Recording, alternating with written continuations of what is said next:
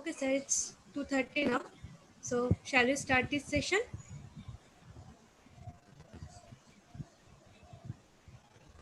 Hello, am I audible? Yes, ma'am, you're Yes, audible. you're audible. Okay. Yes, I'm ready. Okay, Okay, sir. so let's start. A very good afternoon to all. I am Anisha Shingupta, and it is my pleasure to be a moderator for this session. This is our second session of our 5 days FDP program on the art and craft of scientific and technical writing from A to almost Z. Our school, the School of Natural, Applied and Social Science, with the Language Lab and Center of Linguistics of MAKAUT WB, jointly organized this UTP in collaboration with Islamic University of Science and Technology, Jammu and Kashmir, sponsored by Techie. Without taking any more time, I am requesting my colleague, Mr. Shantanu Shengupta sir, to introduce our first keynote speaker, Professor Dr. Shukhendu Sharma sir. Sir, please. Thank you, Anisha, ma'am. So, as madam said, this session titled Mind Mapping Tools of the Mind for Idea Management will be hosted by the respected chairman of the FDP himself, Professor Dr. Shukhendu Sharma. Professor Sharma has 25 years of academic and 10 years of industrial and corporate experience both in India and abroad. He was engaged in collaborative research in material science with a group of scholars at the MIT. He was a recipient of the prestigious Nehru Cambridge Scholarship and was recognized by the editor-in-chief of the Journal of Material Science for his thoughtful contributions to the journal. He is currently the Director of Natural, Applied and Social Sciences and the professor in charge of the Language Laboratory at the Maulana Abul Kalam Azad University of Technology. The session will be co-hosted by Dr. Dhanubal Kumaraswamy, director at the Glorious Phyto Labs. Just to give you a little intro into the session, we are all acquainted with the word idea. However, the word has a much deeper meaning than what we associate with it. In Professor Dr. Sharma's own words, because I've heard him speak on the topic more than once, ideas are mysterious in origin and elusive by nature. This lecture by Professor Dr. Sharma will elicit how ideas can be harnessed for proper channelization via the tools of the mind, the concept of mind mapping. I now request Professor Dr. Sharma to take over. Sir, please. Well, Mr. Shengupta, you articulated it better than I can. So thank you very much. I doubt if I live up to the illustrious introduction, but I will try my best. Thank you to all and welcome to all once again. This is a privilege and a pleasure that makes up for all the hard work that has been put in and the uncertainty that we have, the roller coaster of uncertainty that we have been riding for the last few days. Now, once again, let me welcome all of you, the panelists, the organizing team, people who are logged in, people who wanted to log in but for some reason couldn't, members and sponsors such as TechIP and their team, also the faculty and the officers of Islamic University of Science and Technology in Jammu and Kashmir. Let me do a little bit of an overview now of what this FDP is about and where it fits in the big picture. Essentially, as I had pointed out in the previous session as well, there is a lot of training that is imparted on aspiring scientists and technology personnel on their domain of specialization. However, doing is not enough in science and technology. It needs to be communicated as well. And what is communication? Communication is not just talking. Communication is clarifying to oneself and conveying to others what we mean, what our thoughts are. There is an excellent term in Bengali which applies to thought. I do not know whether there is an English uh, synonym or something. It is odhara, something the closest could be elusive. It is there, we can feel it, but it is exceedingly difficult to pin down. So, what we would do, is, those of us who are in research, those of us who are trying to grapple with ideas, be it in as a teacher, as a researcher, or as a budding entrepreneur, this understanding, making the biggest challenge is to transform ideas, intangible ideas, into tangible outcomes. So, for that is the purpose of this entire FDP, which is a sequel to the one that was held about 2 months or so ago on research design or research methodology.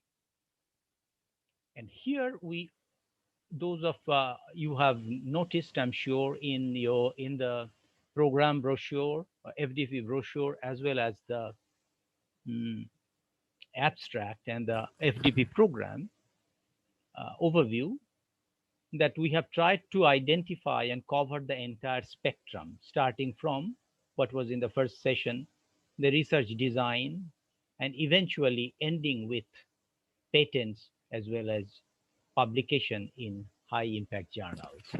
Somewhere my talk fits in. However, before that, getting into the topic, I would like to take the liberty to invite my co-speaker, because what last session that I would like to follow up on something in the last session that was about bibliographic, I mean, using software to manage bibliographic entries. So I invite Dr. Dhanwal Kumarswamy, so that there is continuity from here from the next session, and he would take about 5 to 10 minutes to conclude. Then I would start the session, and again the session would be afterwards, maybe about 4 o'clock, be concluded by Dr. Kumarswamy. Dr. Kumarswamy, please. Thank you, sir. Good afternoon. And as sir said that we have in last session, we have discussed about the bibliography softwares and then how to make it, manage it. So many of us, many of our faculty members might be using, but still yet we should, as sir suggested, we should keep it a discussion. So I would like to ask the participants, please, can you type if any of you are using the bibliography software Zotero? It is called Zotero. Any of you are using? Participants can interact using the chat box or in the question answer section. So participants can answer the question in the chat box. I can see a few yeses coming up on the chat box. Yes, sir. Yes, that would be great, sir. So they will be great. Mendeley. Somebody is giving name Mendeley. Typeset.io. Great. So so all are well aware of. However, before great, you see, I see 9 answers out of 155 at this moment. True, sir. So True. we have room for improvement. So Yes, sir. this session is going to be useful and helpful to many of us. Helpful, Thank sir. Yes, sir. That's for sure. So, as all you have mentioned that there are many reference management softwares are there. Some are paid, some are free, some are open sources. So, what we discuss and taking advantage of open source software is that we don't need to pay a license. That will be continuing. You can use it forever, and moreover they give and it's your privacy is maintained. Whatever you are saving, your research ideas and everything, it will be kept very confidential. There won't be any indirect deriving your data. That is advantage. So I request I just share the screenshot of the software. uh, we'll just look into the browser, that so that we could able to see directly from where it to start. And this the software, it appears library.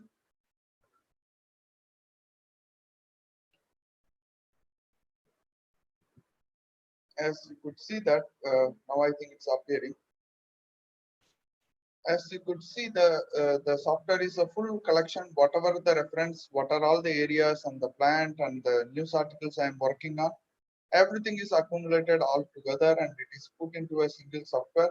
There is no save or any other function. Whatever the references, you can directly use these references using few clicks, and you can add it to the Word processor. That most probably we will use Microsoft Word when we are writing the articles. Then and there, whenever we take an information or comprehensive information from a particular article, then we can immediately cite it in the Word processor. So that's the advantage of this software.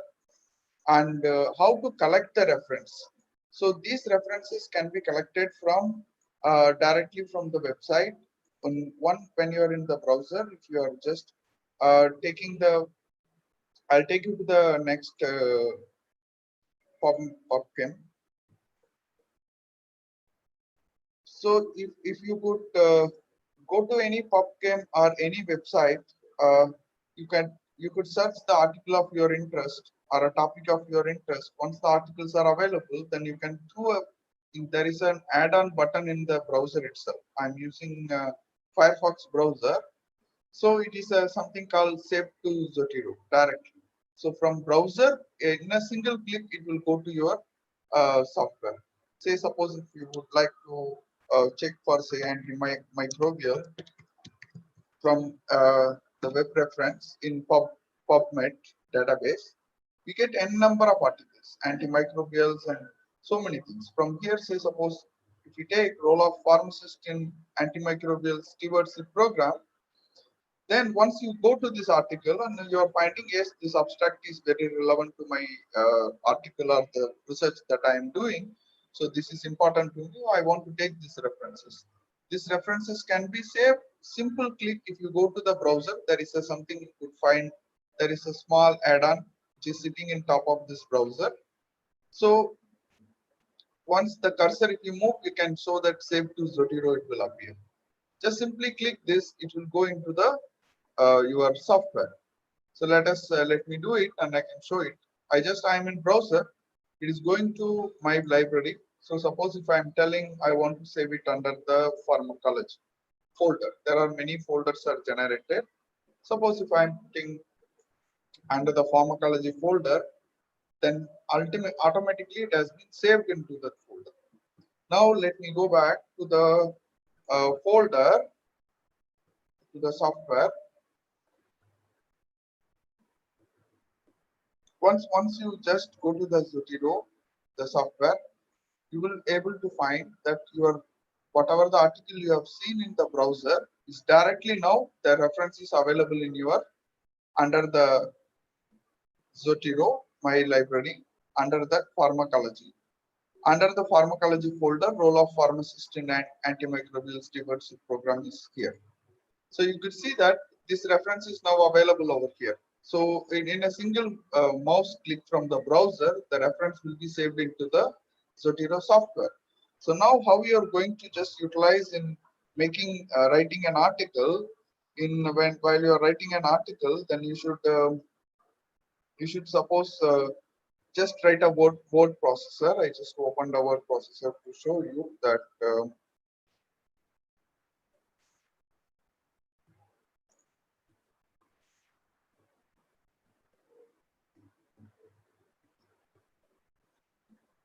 in the word processor, if you are writing about something about antimicrobial drug leads and something, you just write about the article, the idea you are working upon. Once you've taken this particular thing from, suppose we have seen that we have saved the article role of pharmacist.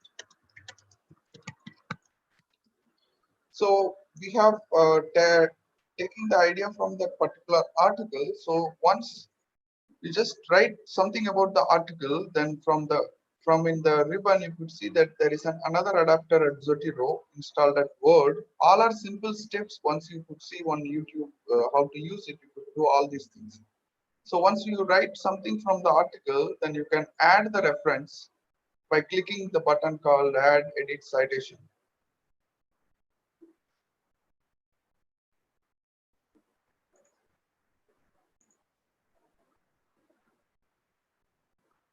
Then this window appears, document references. Suppose you want to write it to a journal Elsevier. Say suppose you can choose that whatever the journal you want to write, Vancouver, Nature, some styles are there.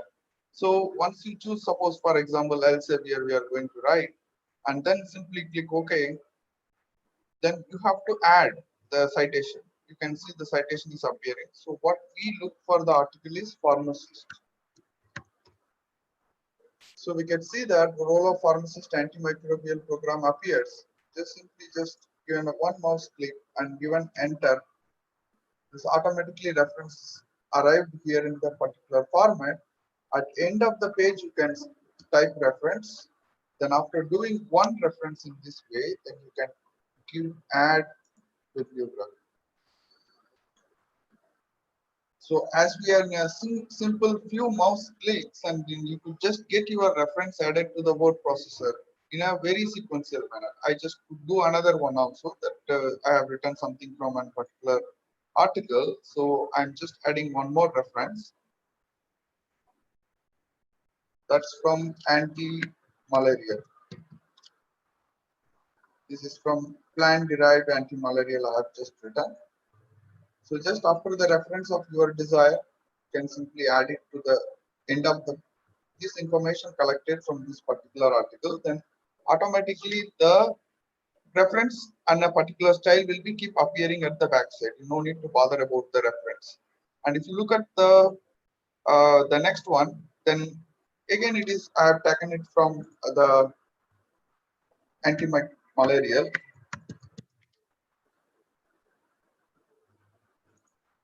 Endophytic fungi. So this once the reference appears, it sequentially keep adding. You don't need to bother the formatting about the reference and other things. Suppose once you are finding this adding using the reference management softwares are nowadays very essential because number of references and articles we have, one has to refer for the research is enormous. So one should start using the software, free open source software like Zotero. Mendeley is good, but Zotero I prefer because it's open source as I have mentioned. And you can once you start using that, you don't need to bother about your formatting about your references and bibliography, so that you can concentrate more on writing your paper and paraphrasing, formatting, and getting the ideas much more condensed and comprehensive manner. Suppose once you go in this style, suppose if you want to change, you want to send it to a different journal, that also possible. That you can see this the reference in this format. You can go to document preference, change a different journal. Like suppose if you put it to a session, you want to send it to Nature, then just choose that style, document preference, OK, and you can see that the whole formatting has been changed automatically. So this way you can reduce your energy and amount of time spent on formatting the references. Nowadays, it's not like manual work.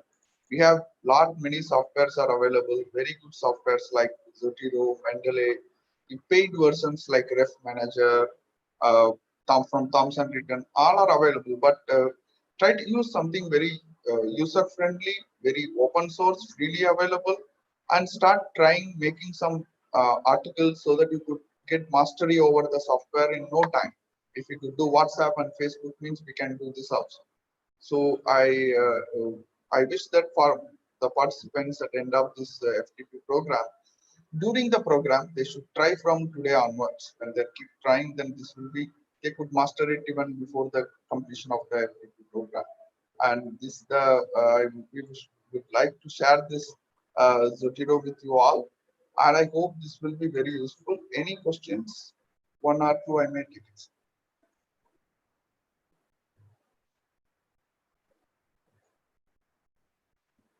There is one in the chat box. Somebody wants to show how the citation, you see. Oh yes, sir. Once again, if you show the citation. Yes.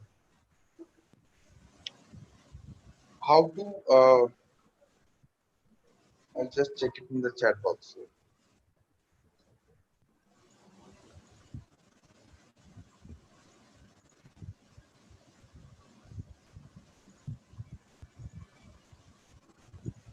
How to add the citation, right, sir, in Word file?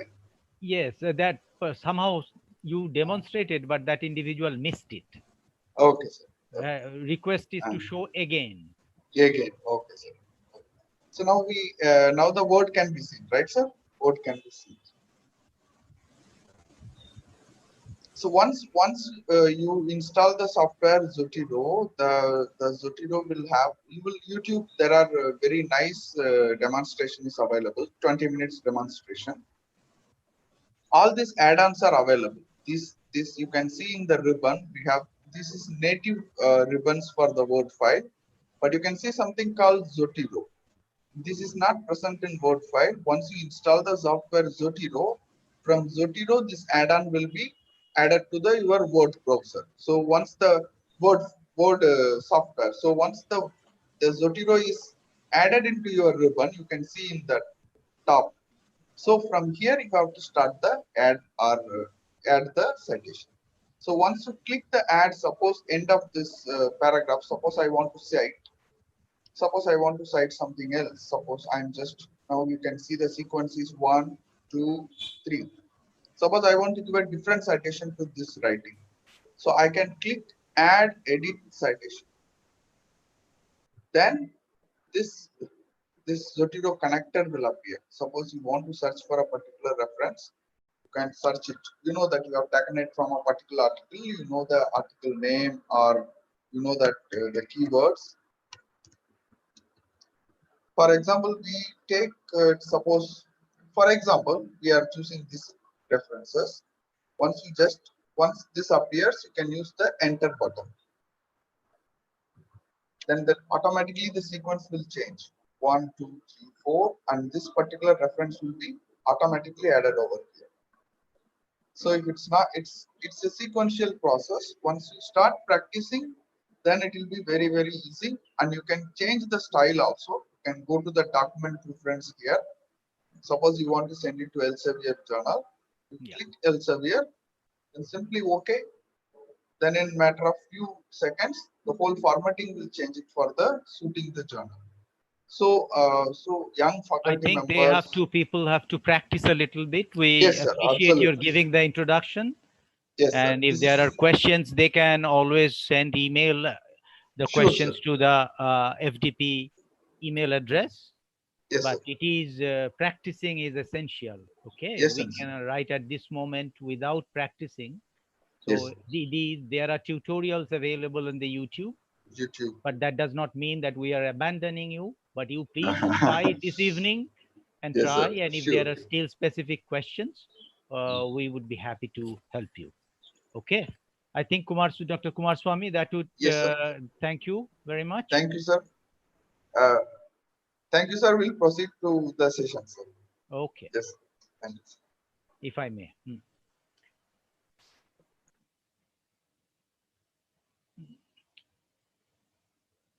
All right. If you, okay, I need to share my screen. So I'm waiting for yours to disappear. Yes, good. Thank you very much. Ideally, it is thank you from the hub, because I can see the level of interest. I kind of sensed, and I appreciate your making the offer that you would be happy to demonstrate. And there are so many questions.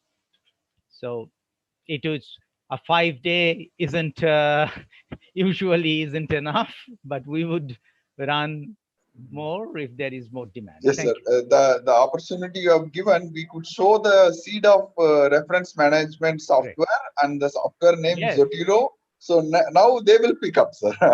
I in my time when I did mine, that was like early 90s, and then LaTeX just came up, and they even Microsoft Word was in primitive situation. It was not easy, as Dr. Rohini Datta mentioned.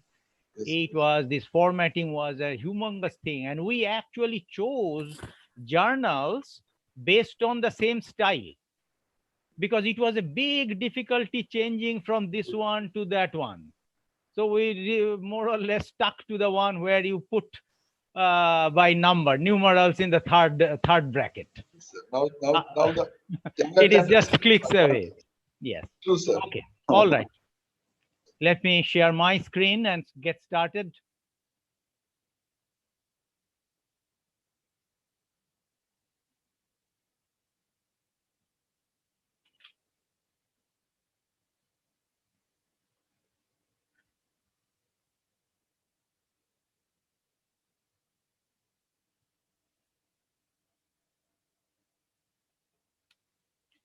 Okay. This is something very easy. Easy like somebody giving you an advice that, okay, you want to reduce your weight. All you need to do is walk every day very quickly, briskly for 40 minutes, and do it day in, day out. And watch out what you eat. Drink enough water and eat reasonable, balanced diet. Those are very, very easy, simple solutions. I wouldn't say easy, solutions, but exceedingly hard to follow. In my experience, life, unless somebody is a genius or exceedingly talented, success depends on perseverance, doing simple things day in and day out, and then results yield. There is no secret formula. There is absolutely no secret formula. There is nothing like, oh, if I only could understand this, if so and so could only tell me, if only I had that book, if only I were 10 years younger or 10 inches taller. So this is also, in a sense, rather simple. All the examples that I'm going to share, you have seen. But I'm doing it that way because I want to reinforce that all of us, being products of billions of years of evolution, we are near perfect beings. We are endowed with gifts that have been shaped by billions of years of evolution. So those are no mean things. Those are no easy attributes, useless attributes. We need to apply what we have instead of thinking what we don't. So, why attend this session anyway? Well, you could answer that where we have paid. Yes, that is one. However, for a minute, think that you have not paid. You are free to leave. So, I would pose two questions. Have you ever had a good idea in your life? And the second question is, have you always been able to convert your good ideas into good outcomes? I would be the one first to confess that yes, I have had good ideas in my life.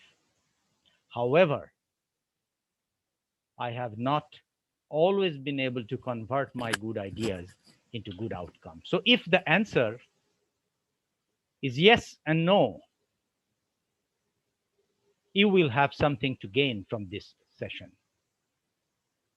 If both the answers are yes, then you already know you are a perfect being. If both the answers are no, that is next to impossible for being a member of the species Homo sapiens.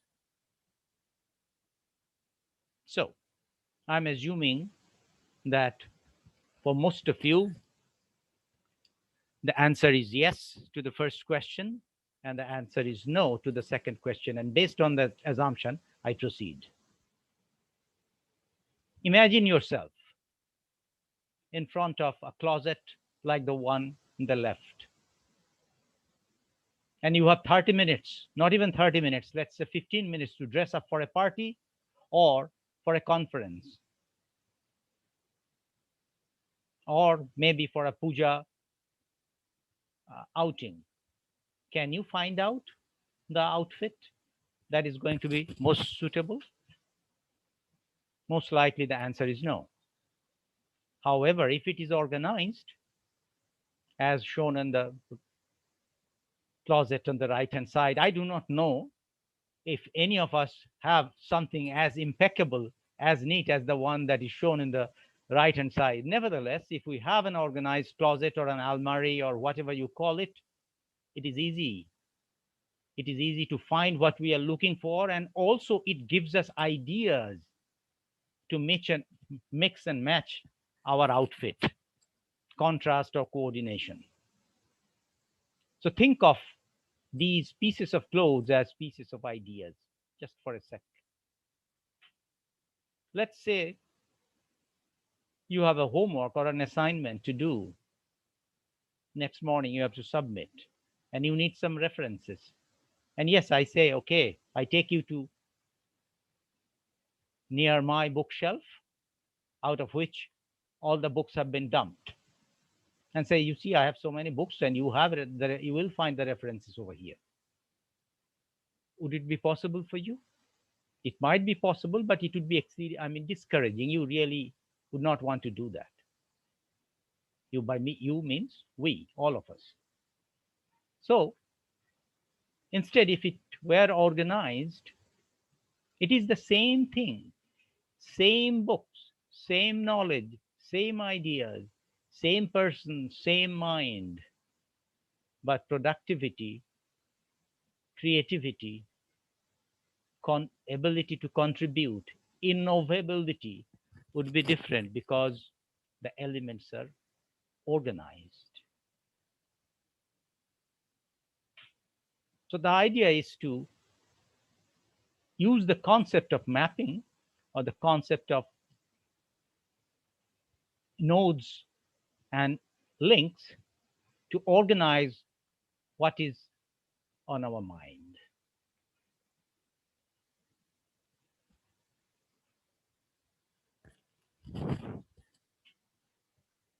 All of us have been in these two different situations. Overwhelmed, thinking nothing is going to work. The world hates me. I'm tired. Such feelings and such situation comes from is basically a result of an unorganized mind. And the same us have been at situation where the mind is organized and we could relax, we could respond, we could be agile, we could adapt, we could act, and we could have fun basically because things are in place. Things make sense. Things feel, we feel that we are in control.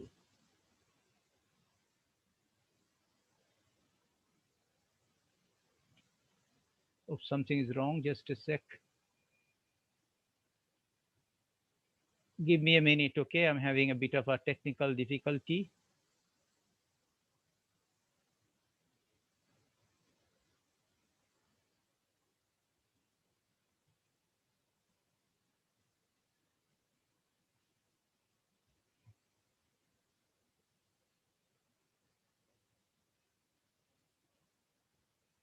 Okay. Can you hear me, Mr. Sengupta? Is everything all right? Yes, sir. Yes, sir. Yes, Okay. sir. It is All right. audible Yes, and sir. Okay. visible both, sir. Okay. You're Okay. audible, sir. Pay attention to this visual. On the left side, you see a well-built brick edifice, building. Now, the bricks were the same bricks were in the form of a heap, a pile of bricks. Then someone of us, all of us perhaps, we put work in. We use some mortar, brick by brick, putting energy in. The ordered structure was, or the house or the building, it was built. So essentially, the idea, what we are looking for, is to make order out of disorder. That is something inherently unnatural, so to say. In nature, the normal tendency is to increase entropy, that is, increase disorder. So, in order to bring order, in order to bring organization, in order to bring control, in order to create means some sort of order, even if it looks apparently disorderly. Creation means there has to be form. So, in order to create, we need to reduce entropy in the system of our interest. That is, from disorder to order. And it is not just one time. Therein, the breakdown, the analogy with the building breaks down. The analogy with the closet still remains, because unless we pay attention, the closet will become disorder once again. So we need to keep on constantly putting in energy, constantly exerting efforts in order to organize, in order to put order. And when we put order, there is beauty. As you see in the picture on the left side, the building. When we have order, there is purpose, there is functionality. You cannot live on top of a heap of bricks, but you can sleep inside that building, or you can work inside that building. So it serves some purpose, it contributes. So our ideas, if we say, or whatever we have in our mind, are like bricks, loose heaps of bricks. What we need to do is to be able to, brick by laying them one after another, form a building or a structure. Structures is a general term, which means it has different components, which each component actually plays a specific role. Each component has a function, and together the structure, all the components are joined in particular way. For example, the chair that you are sitting on has different components. It's a structure. It has the backrest, it has the armrest perhaps, it has the seat, it has the legs. Some of the components are crucial. For example, if the backrest breaks, still I can use it as a stool. But if the legs break, it cannot function. So a structure means it has more than one components or elements that are linked to one another. And together, the structure serves a purpose, which is different from the purpose that the elements or the components separately or individually serves.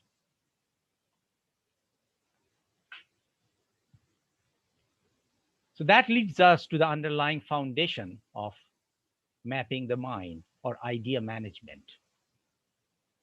So essentially, to understand it, we need to understand two things. One, the nature of the mind, that is how the mind works, and the nature of ideas. Now, how the mind works is the mind is an interconnected system, exceedingly interconnected system. All of us know there are axons, dendrons, these neurons and neural networks and all that. We don't need to get into that, but there are different regions in the brain. Memory is stored, then some functions take place, motor system, affective system. So any input information, it actually excites more than one region in an organized fashion. So that's how the mind works. And then the nature of the word idea. We need to ponder a little bit on what it means. So that's what we are going to go to do. First, how the mind works. Look at the picture. Look at the photograph or the picture and try to identify what you feel. What is this picture doing? What purpose or function it is accomplishing to you? It would be different, but it must be doing something. Now, this is one of the classical works by Steven Pinker, who is one of the leading, how to say, thought leaders of our time, scientists, psychologists, and various uh, general philosophers. So one of the things that we need to take away, if we are not already aware of it, is the human mind processes information differently from how the computers do. The computers process information bit by bit. But those of you who know me, would you be able to recognize my eyes? Just a single eye? No. A single ear? No. The nose? No. But if you see my face, you would be able to recognize instantly. We human beings process information not individually, but collectively. Unity. There are diverse elements, but the diversity of unity sometimes baffles us into thinking that unity in diversity. Now, let me not get into that philosophical debate. However, the point is that we take information in chunks. That is, whatever could be taken in a single framework of our vision, a single optical framework. So a picture is conveying, the picture that you see is conveying lots of things, which if one has to write, it would have taken many, many words. And when we say a picture is worth 1,000 words, yes, that's some ancient saying attributed by some to anonymity or some to Confucius. However, the big picture is worth a million. I will come to that later, what is meant by big picture. Some of us we know. And this is something that I realized personally when I was working for Toyota 15, 20 years ago. Because in Toyota, uh, I was part of the Toyota team in the US.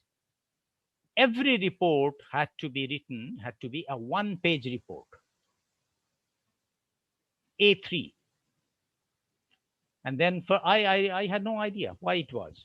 Then I eventually found out that that whatever the state of the art knowledge of the mind says that we understand, we take in things in a single frame of view. And why A3? A3 was the largest size that could be transmitted by fax. So that was fax was a machine. Some of you may not be even aware of it. That was something for transmission, data transmission in wireless fashion. So when you flip a page, there is a jerk in your mind. You don't even realize that. Sometimes we do. So it is important, the chunk that is taken in by a single frame of view, that is what is processed by our mind. So a map becomes useful, becomes meaningful becomes easier to interpret, becomes the thing that the mind is looking for, in addition, instead of a string of words. Think about human beings. Human beings are there for how much? Hundreds of thousands of years in a form like this, but they are using strings of words like writing and reading for how many years? Maybe 30,000 years. So we are more adept to processing and making sense out of images or maps than from making sense out of string of words or texts. And there's an interesting observation that I would like to share with you, that there is a comeback. The word infographic, what does it mean? It means a visual representation of information. All of you had seen this part. This was the part that was in our announcement. Now, if you look at the word infographic, here you see that the word was hardly used before. And then it has picked up the usage over time. So people are realizing more and more that communication takes place more efficiently, with ease and enjoyment and beauty, using maps or infographics or maps of information, visual representation of information, or mind maps of some sort, compared with strings of text. Now that we have spent some time, a few slides on the nature of how the mind works, we face how the nature of the word idea. What part of speech is the word idea? You must be very angry with me, because that's a class 6 or 7 question. It's a noun, you say, right? But what kind of noun? My point is, one could argue that it's some sort of a collective noun or uncountable noun, etc., etc. But by idea, we do not mean a single entity. Get that ingrained in, we must get that ingrained, sown very deeply in our mind. Idea is not a third person singular number. Ideas are networks. See some similarity with the situation of the closet or the brick and the building. Once it is laid out, just imagine that somehow the links break. This picture, imagine that it is in some sort of a gravitational field, and they fall like apples, and they form a heap of bricks. Can you make sense? No. Not only you cannot make sense, I cannot make sense, nobody can make sense. However, now that they are organized in a pattern, it is saying something to us. What is it saying? First of all, the nature of the word idea. Idea is not a third person singular. It's not a singular. It is never an idea. Everything is a network of ideas. Every idea is a combination of other ideas. Matt Wright, again, one of the thought leaders of our time. Here, what it does, that once we clearly lay it out, or once we dump our minds and lay it out, we see which are old ideas. This is not going to get me a paper published. This is not going to get me a new business started. However, here, maybe connecting some old with some new, some success might come. And no, there is not really a single owner of an idea. What is my idea? My idea is, in a sense, connected to the collective ideas of human society. Literature survey that was mentioned in the previous session. And that leads to, there is a spark that comes in. And then it gets, the perspective is now in the big picture, my idea, it's like one of the Lego blocks. There is somebody's trying to build like a Lego with a Lego an elephant, and I have one or two pieces. One piece might be that of the trunk, the other piece might be that of the ear. And those were the two missing links or missing pieces I put in. So idea are basically networks, and we need to explicitly see it in order to know what I know.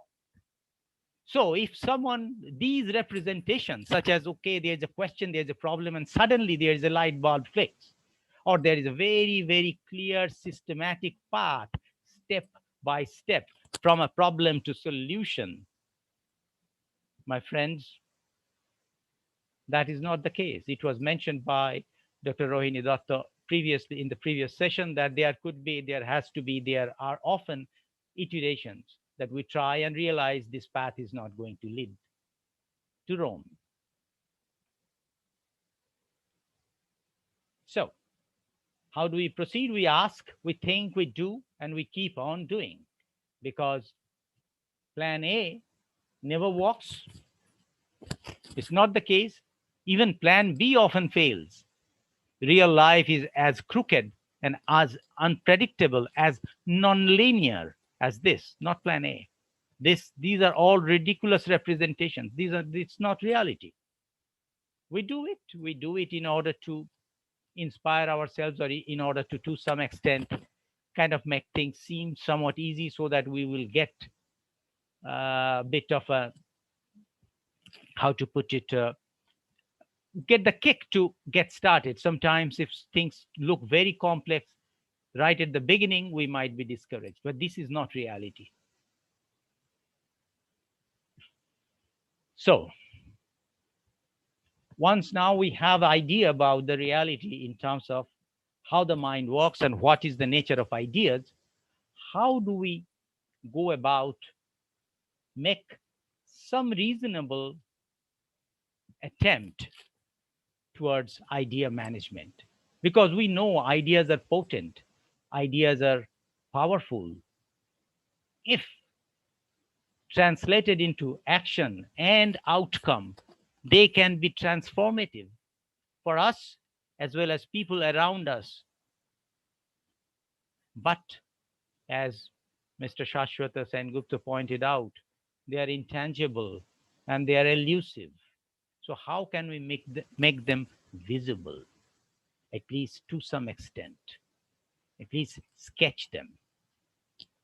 So essential elements of idea management starts from assembling, that is putting them together, and not in any haphazard way, but in an order. So we are talking about we are talking about organizing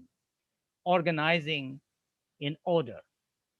And when they are organized in an order, they are related to one another in a particular, in given specific ways. There may be more than one way, but there cannot be infinite random numbered ways. So we have organization means they are assembled one alone. It is not a singular. Ideas by nature are plural. They are organized following certain order. That means they are related to one another in certain ways. Then comes hierarchy. What is hierarchy? Hierarchy means order or organization at different levels. You recall the bricks? The bricks are made out of some sort of grains, like sands and clay, let's say terracotta. Now, a lot of those grains or the particles of terracotta, powder processing is the process by which they are made, ceramics. They are put together, they are organized, they are assembled together to form the brick. So at one scale, it is the brick which is the system or the outcome. That's the result of organization or the result of assembling the grains of the ceramic. Now, once they are formed, they themselves become the unit. The bricks now become the unit with which the next scale is built.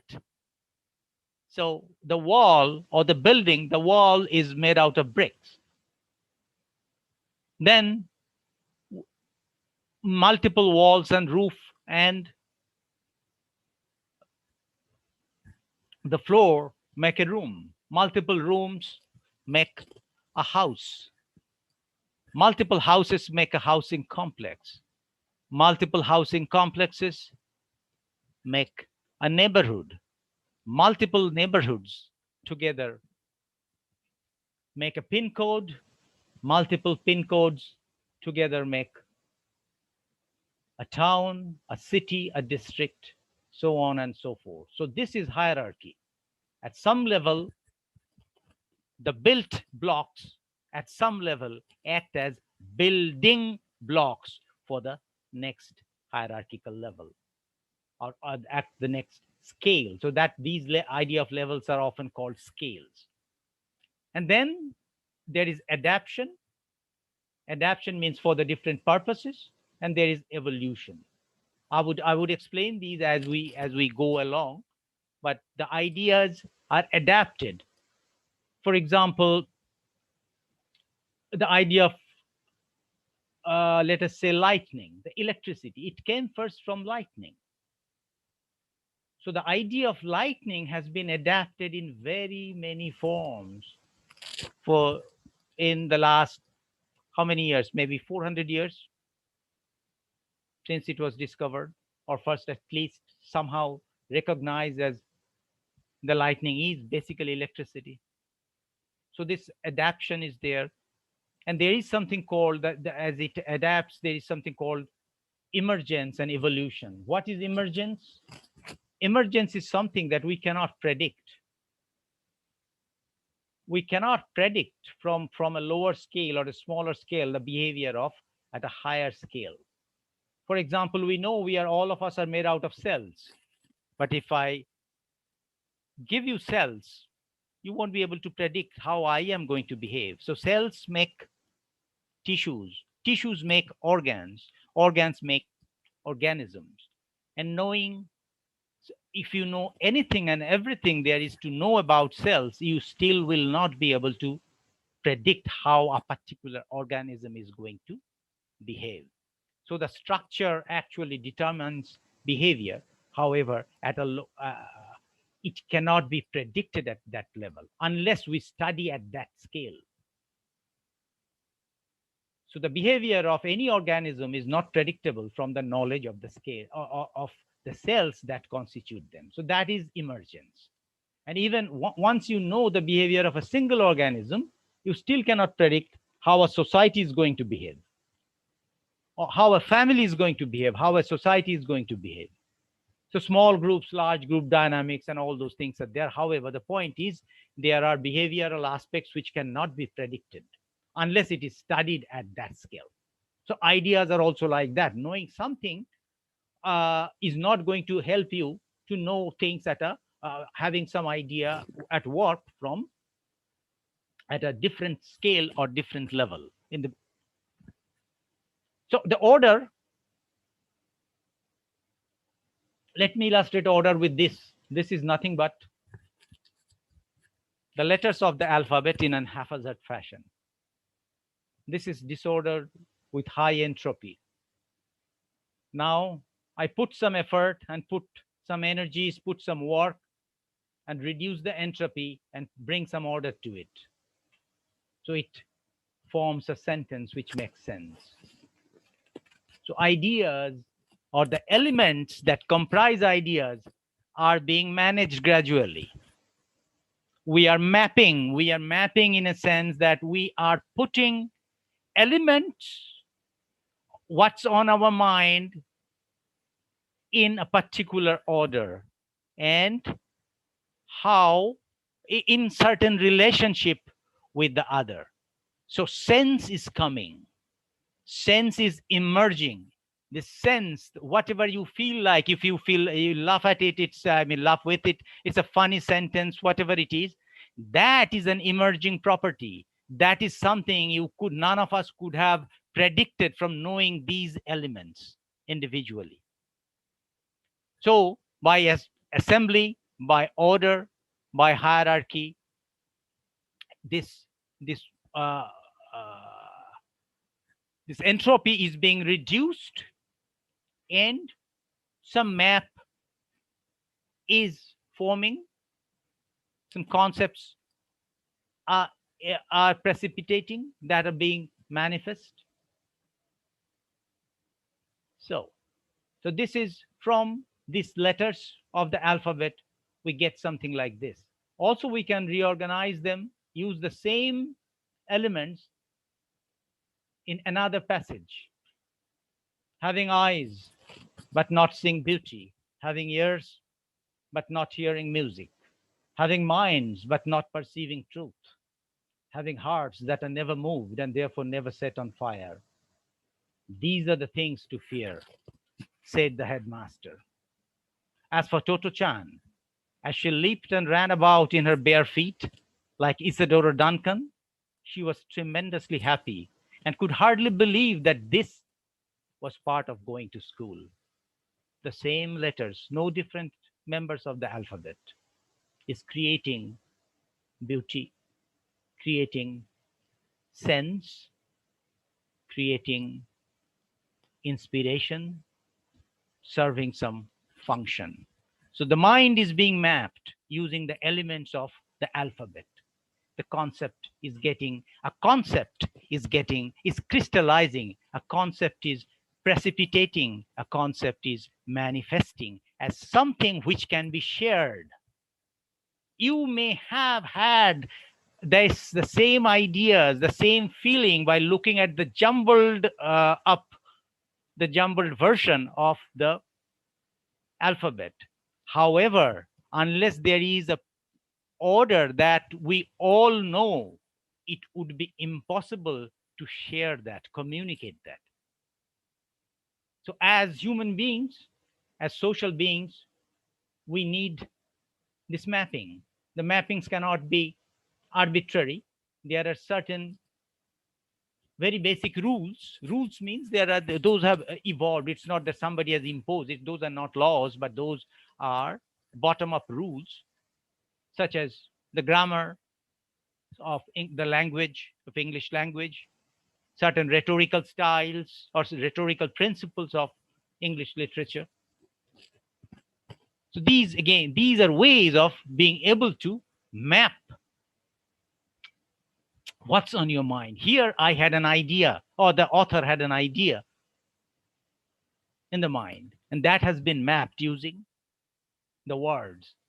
And the words were also constitutes of a very the individual letters in certain particular order.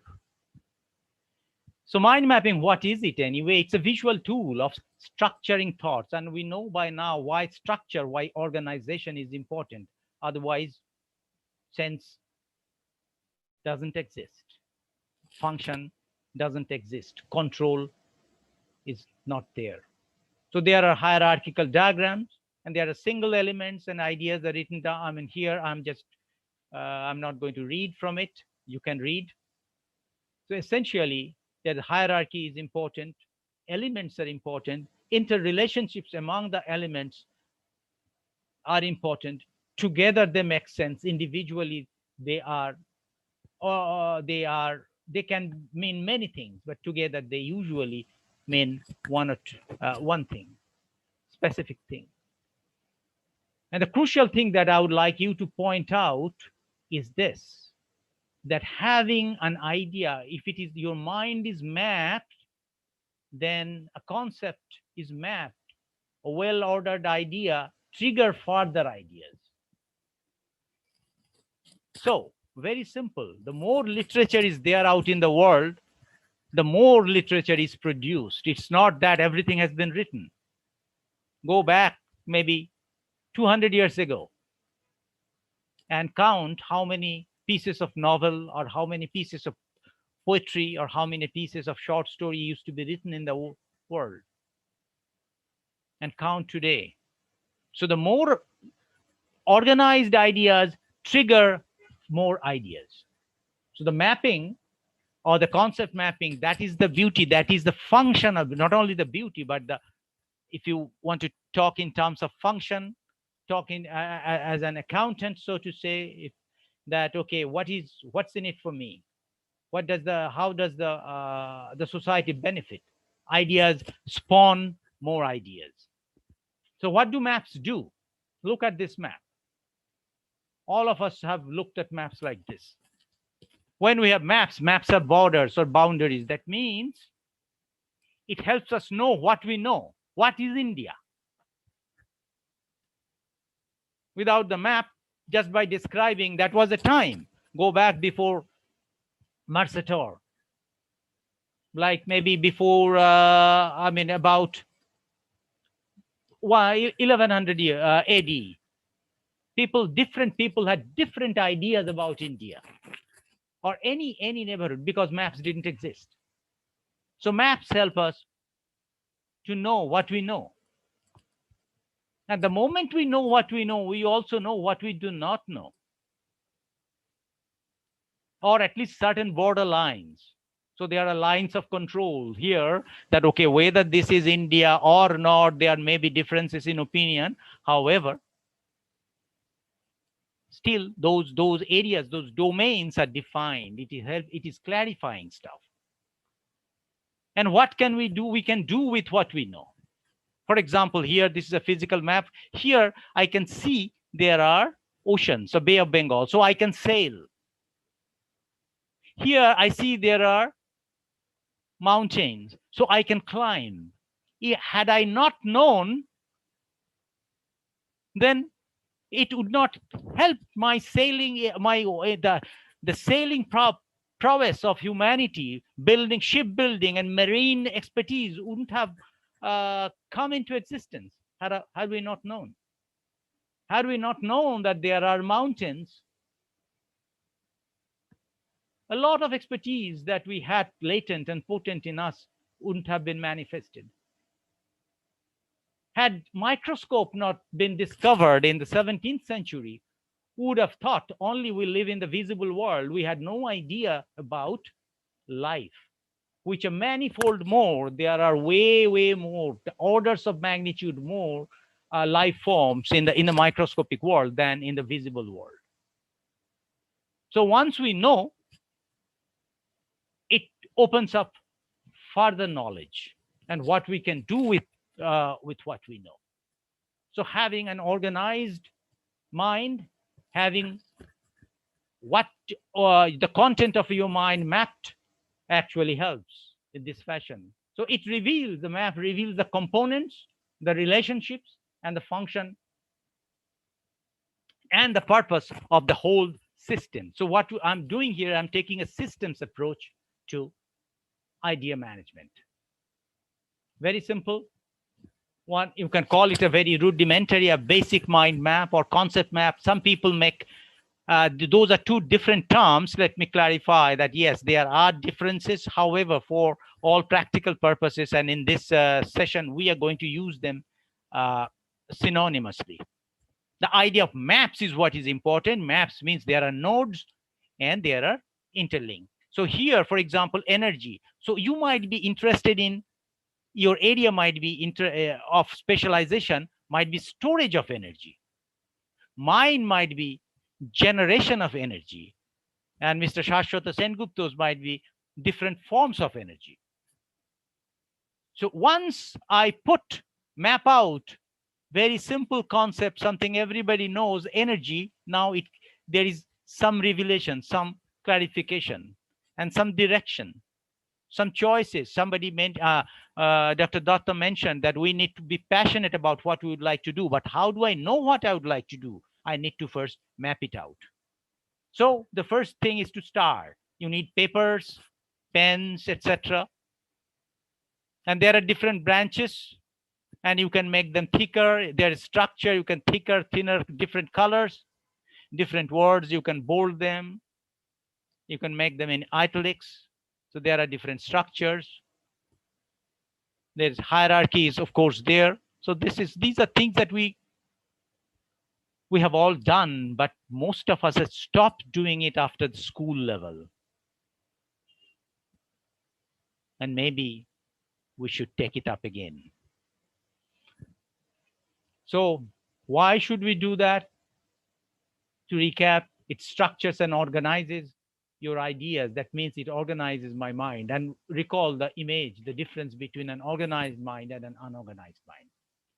It shows relationship between ideas, and ideas like our network. Networks they become exponentially more productive and potent the more members are there. For example, let us say that you were the only person who had a telephone. Would it be beneficial? No. You and your loved one significant other had a telephone. So the two, yes, it would be better than before. But is it going to be really different? No. The number of people subscribing to the network, as it grows, the benefit to the society of a network like a telephony network becomes exponentially better. That's basically Metcalfe, and that's the network theory. Those who know communication know it much better than I do. So relationships between ideas, they spawn and they breed stronger ideas, more potent ideas. You can visualize the overall concept. That means you have the full picture is becoming somewhat clear. And there are different ways of generating these ideas. Like you can ask questions, brainstorming the main idea, order your ideas, build the map. And this is important. The more you do, the more ideas come to you. Any of you are in the business of writing, you would know that all the authors, they do not produce their masterpiece just overnight or in one go. They just keep on writing. Or those of you who sing, you keep on practicing. It's not that the best thing one day you decide and the best thing comes. No. So what happens is, for elusive or attributes or things which are of mysterious origin, such as ideas, we really do not know their birthplace. So it is a good idea to keep on trying and in an organized fashion, so that the creative solutions more and more ones surface. And once you start putting it on paper in a crystallized form, you can start using the full brain power. Most of us are either right brain or left brain, in the sense that I personally let's say, I'm more analytically oriented, and you might be creatively oriented, in the sense that beauty and the logic. But the world is not one dimensional. So we need to use both the left and the right. And in order to do so, there has to be common expressions, common formats, so to say, so that I can understand your map, you can understand mine. And I also should be able to, whatever is there on the left side and whatever is the right on the right side, can put the two together. If they're left to themselves without putting on paper or on a computer screen, it usually remains impotent. So another benefit of doing the mind mapping is you can tap the benefits of both the hemisphere of your brain. And this is the full picture analogy, that if we are blindfolded and somehow happen to look at the tip of the trunk of the tusk of a elephant, we think it's a spear. So maybe the hide, we might think it's a wall, we are hitting against a wall. Or the tail, maybe we would perceive it as a rope. So it is again important, once these people share what they saw, then the full picture among themselves, share among themselves what their perception was, then only the full picture is going to emerge. And how are they going to? They cannot transplant their brain to one another. They need to map their mind. They need to draw. And there are these conventions of mapping that we know, the writing, drawing, etc. So another benefit of doing it is having the full picture. So we could do design thinking. Now, what I'm going to do is show very quickly different examples of mind mapping. So design thinking means holistic thinking, different aspects of it. When you design a product, don't just think it is, you have to think not from the manufacturing point of view, but from the user's point of view. That too, diverse users' point of view, different users. So different aspects of it. If you are a designer, you need to think about building the prototype. That's an issue. If your design is not buildable, then it is as tantamount to be a non-design at all. It ought to be tested. It ought to how other people, other individuals, other people are going to react to it. And all these aspects are there, part of design thinking. What I show you now is an idea of concept map, the concept of concept maps manifested as a concept map. I don't know, Mr. Koyal might be able to correct me if that was grammatically correct or not. So what we see here, concept map, they represent organized knowledge. There are focused questions. The interrelationships are very important. There are units of meaning. There are linking words. They are hierarchically structured, and they are context dependent.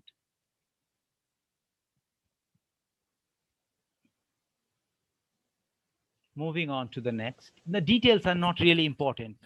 Like the 20 minutes or 25-minute session by Dr. Kumaraswamy, practicing is going to be very important.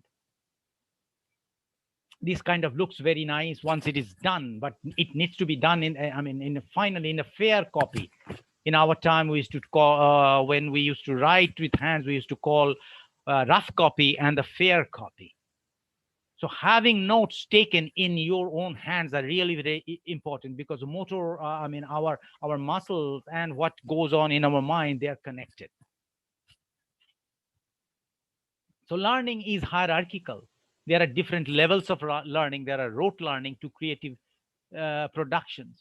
So organized knowledge actually is rather useful for creative, a high level of learning, and Bloom's taxonomy and others. Look at this. This is a concept map of the body system. So in our bodies, we have different systems. They are not separate. They are meaningless. The respiratory system decoupled from an organism means nothing. Please keep that in mind. This is what I bring, the diversity of unity. There is the organism is the unity. It has diverse aspects. Often what happens is we try to study things in isolation. Respiratory system, where it fits in without the circulatory system. Does it make sense? Is it useful in any way? Perhaps not. So don't think, although that is the common phrase, the unity in diversity. No, diversity does not have primacy. Unity has primacy. And the enormous, the infinitely potent, infinite potency of unity manifests itself in diversity. So evolution had to create organisms. And in order to create organisms of different complexity, different systems, circulatory system, nervous system, respiratory system had to come into being, not vice versa. You cannot show just an unit something is only and solely and completely circulatory system in existence. No, nothing like that exists. So this map is by map means it's a composite by nature, and we need to comprehend that composite nature at once in one frame of the vision, the Toyota approach. The make the report or make whatever you are thinking in one frame, the nodes and the connections. Something simple that was a little complex here. Simple studying matters, the different states of matter. And recall, I mentioned that once you put them in order, interesting things, new things, somewhat difficult or complex things surface. These all of us know, gas, liquid, etc. But you will see less commonly known areas, less commonly known areas. This is one sheet in which a lot is captured. If we study anything in isolation, we really don't understand. We do not understand matter. The matter has to be studied as a whole. And here again, these less commonly known things such as plasma, Bose-Einstein condensates, unless we put these things in order, these gaps here wouldn't have been identified. Where this fits in, we wouldn't have known. It would have remained a mystery. How they connect, whether plasma is a state of matter or not, we would have wondered. We would have been wondering still now. Something very simple, trigonometry, how all the different formulas, etc. of trigonometry are linked together.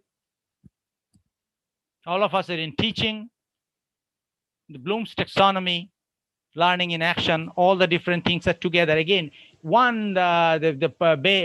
phase one or whatever those are called, stage one, means nothing unless it is perceived and it is always always put in perspective that it is a part of a whole, and our objective is to be able to perceive the whole as a whole in one grasp of our field of vision.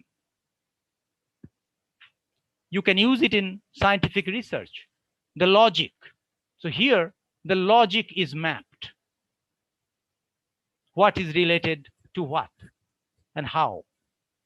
Those of you, this is not my subject, but I'm sure there are some in the audience and they would be able to make much more sense than I can. But to all of us, it seems that, okay, it makes sense because it's in order and we can see the elements and we can see the interconnections, interrelationships between the element and the feedback loop. These loops are very important. What is causing what? In systems, feedback matters. You can use it inside there. Here it describes what kind of experiments are being done in a very, very clearly stated as a whole, not as a string of text. Those of you who would like to plan a business, you can think of a business plan, can draw a very rough one, and then you can make something a little bit more elaborate. And if you really want to go fancy, you can have marketing strategies and your concept map, such fancy ones as well. And maybe you might have to, you would pay some consultant some hefty amount of sum, but it is doable yourself. Writing. Also, you can have the plot, you can have the characters mapped out. Many writers, creative writing workshops, they teach you this. So you have this outline, so to say, but not in a linear fashion. Life is not linear. We are used to linear because that was earlier, like 15th the mathematically we were not equipped. We were incapable of handling non-linearities. So basically, we grow up with thinking, oh, are biased in favor of linearities, but real life is not linear.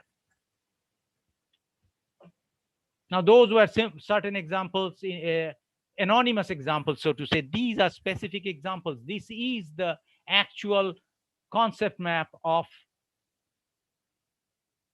can you guess? Disney, Walt Disney. It was used by Disney Studios. Different kind of merchandise, licensing, Walt Disney Magazine, publications, and you see how complex it is getting, how detailed. If you want to make things fail safe, maps are the way to go. This is from NASA, exploring Mars.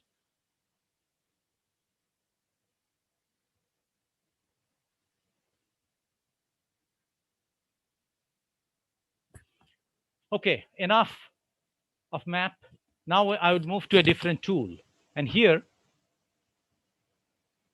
I would like you to, again, I would like to question something which is a conventional wisdom, that is, think outside the box. I say think inside the box. Imagine yourself in the Arctic or Antarctic at this Arctic at this time. Everywhere this is snow. Everything looks the same. There is no boundary. Having no boundary means there is no reference, there is no bearing, there is nothing to guide you. So being outside, truly speaking, means being lost. It becomes next to impossible to navigate. So let's think inside the box. Let's use it for managing ourselves within the time 24 hours a day. So here I have the box where urgent and importance. So there are things which seem urgent but not important, and we spend a lot of time there, and that's in a quadrant of illusion. There are important things which are urgent. For example, if right now I'm speaking here and there is my kitchen is a little maybe 10 meters away.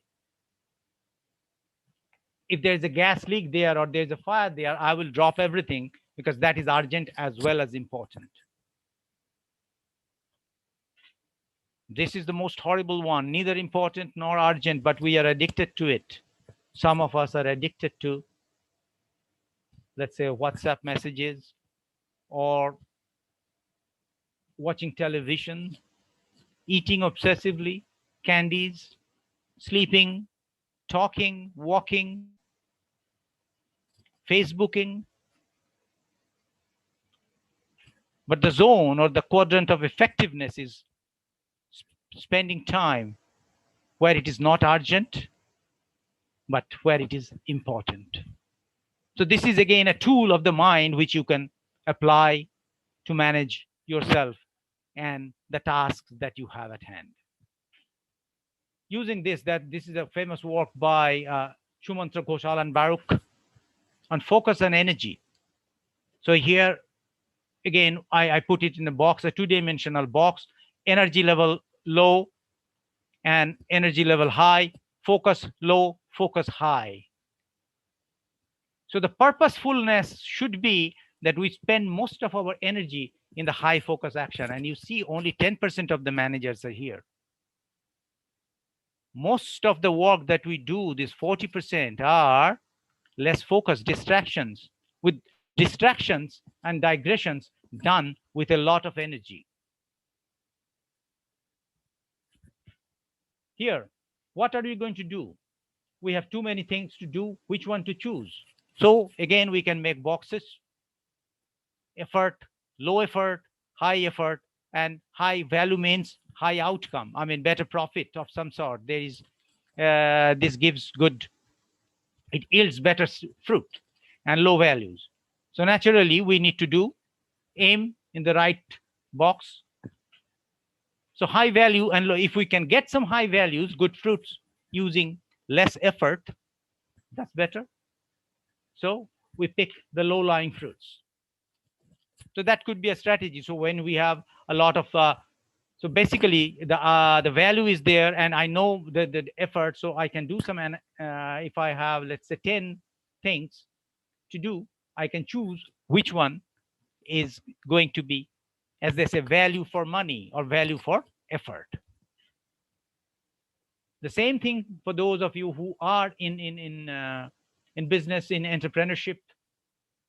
The minimum viable product you can use. So the important and urgent has to be there, must be there in your minimum viable product. And actually not important, not urgent, you cannot, you have to eliminate some features. How do you identify features that you need to eliminate, which are actually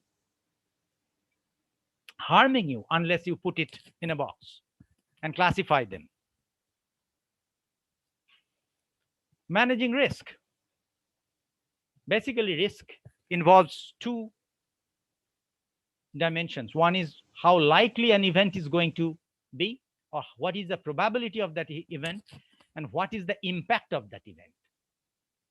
For example, there is a roof above my head. The roof, if it falls down, or the ceiling fan falls down, the impact is going to be severe. But what is the likelihood? Very slim, non-existent. So the impact is going to be high and probability is going to be low. So this is the probability of, this is the quadrant of possible, the risk that I have for the roof, for the ceiling crashing down on me. So what do? I insure. I should buy health insurance or death insurance or what have you. So if the probability is low and the impact is low, I ignore. Let it happen. The chances are. Also, there could be a situation where the probability is, the consequences are small, but the probability is high. Those we tolerate, because, okay, if it is going to happen, we could tolerate. That could be a strategy. Some people buy insurance for those situations as well. For example, many people, they would buy insurances for all sorts of stuff, but that's not really, usually you don't gain. And eventually, for big consequences and big impacts, there are two pathways. One is eliminate, such as smallpox, or the other is you pray. There is not really much to do. So here I would conclude this session with thinking inside the box in terms of, that was risk management. This is management of epidemics. So epidemic means the rate of transmission and the mortality. So the rate of mortality might be high and the rate of mortality might be low. That is the impact dimension. And the probability dimension is the low rate of transmission. That is the likelihood of contracting or getting the disease, and the high rate of contraction or getting the disease. So we could run into different situations. Low transmission and low mortality, who cares? It's like an ordinary fever.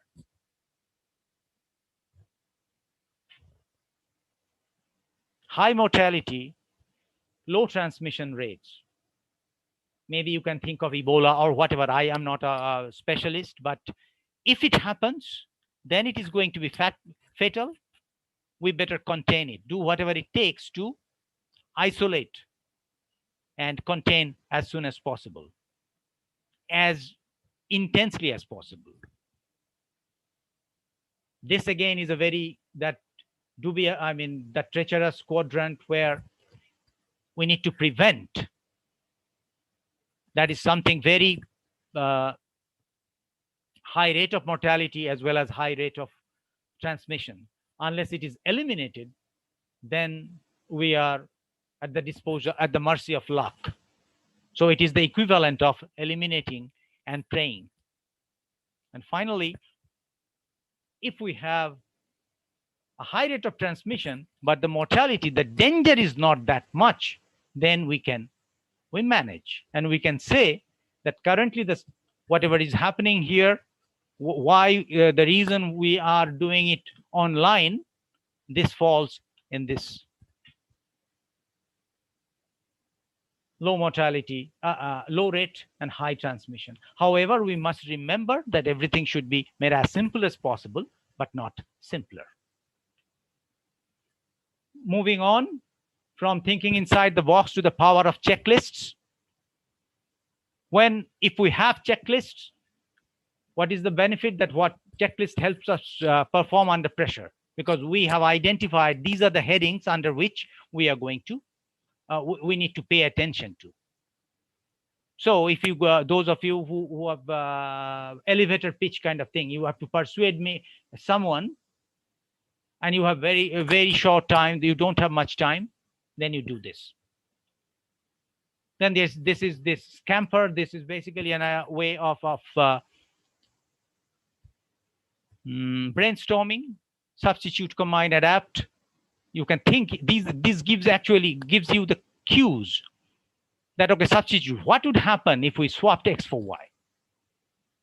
These are very simple things, like I open my session with that: walk every day briskly for 40 minutes and your health would improve.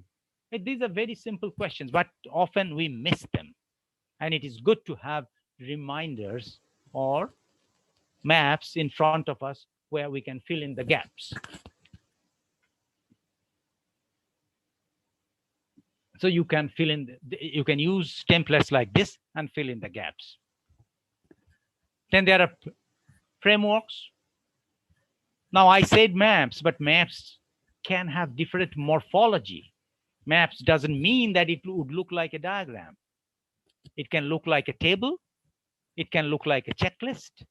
It can look like a network diagram, but they are essentially, all of them are maps. They are helping us know what we know, what we do know, what we do not know, and what can we do with what we know. This, the basic 6 questions. And if you have a framework like this, it would help.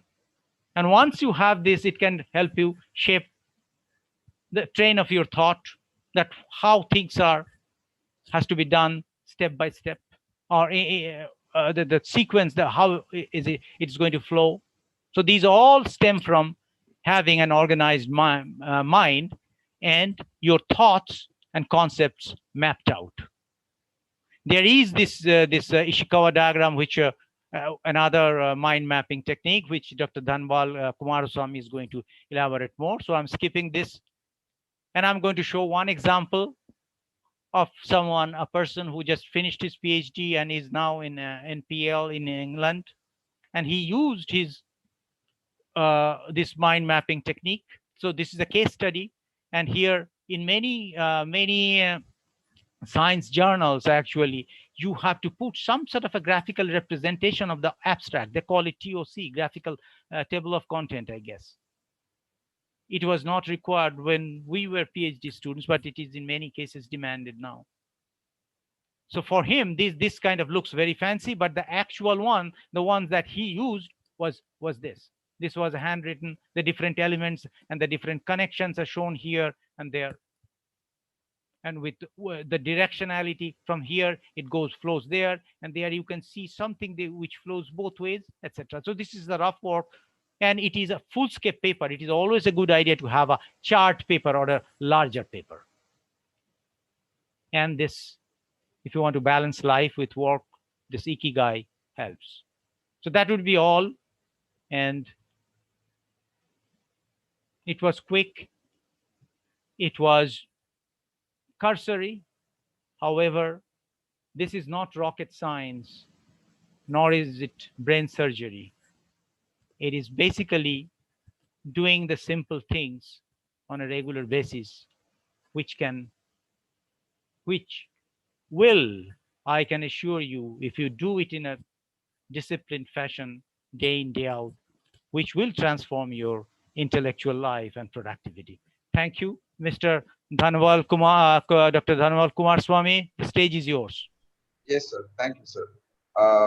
Was an fantastic presentation, sir. All aspects of how to know our own mind in a philosophical way of looking at how to know our map out our mind.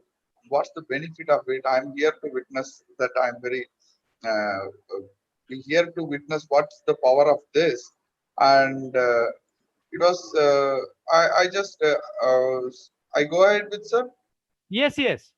Yeah, yes, sir. So this we are a startup company. We are Glorious Phyto Labs Private Limited. It started out in 2019 in the month of February. That time we don't. Yes, we know that what we are going to do. What's our target? What's our product? Who will be our customers? Which we know about it. And so as a startup, we first approached MAKAUT ECTA Innovation Center. At that time, Professor Samasdar was director at that point of time. So it was the first meet with sir. It was something like Professor asked me several questions, and I am in a situation could not able to answer any questions. That was the stage because this we don't know. We never used any mind tools, or we have ideas, we have thoughts, what we are going to do. We are in plan. Everything is in line, but it was not in a systematic way. We were not never approached it in a systematic way. So Professor Samasdar gave us the first task is to map your mind. Okay, I can understand something interesting you have, some ideas you are having, fine. Okay, you do mind mapping first. And Professor Samasdar has taken one paper and just given the example, one rough sketch of mind map, and then okay, we went back and we sit and we just started that point of time only. We started thinking and start putting what's there in our mind in paper. The condition was that if it won't one A4 page paper won't be sufficient, you take some 3-4 A4 sheet paper and then paste it together and work on a big paper, or you buy a chart paper. So we started working on it and we just draw this mind map that you could see that what our startup is supposed to do. You can see the starting raw material, herbal raw material as a starting one, and there is a process, there is a quality control aspect, and it ultimately we need customers. We can't do anything, we can prepare anything, we need customers to sell. So then only it is a viable one. So if you could look at this mind map, you could able to find out this mind map is nothing but A to Z of the company.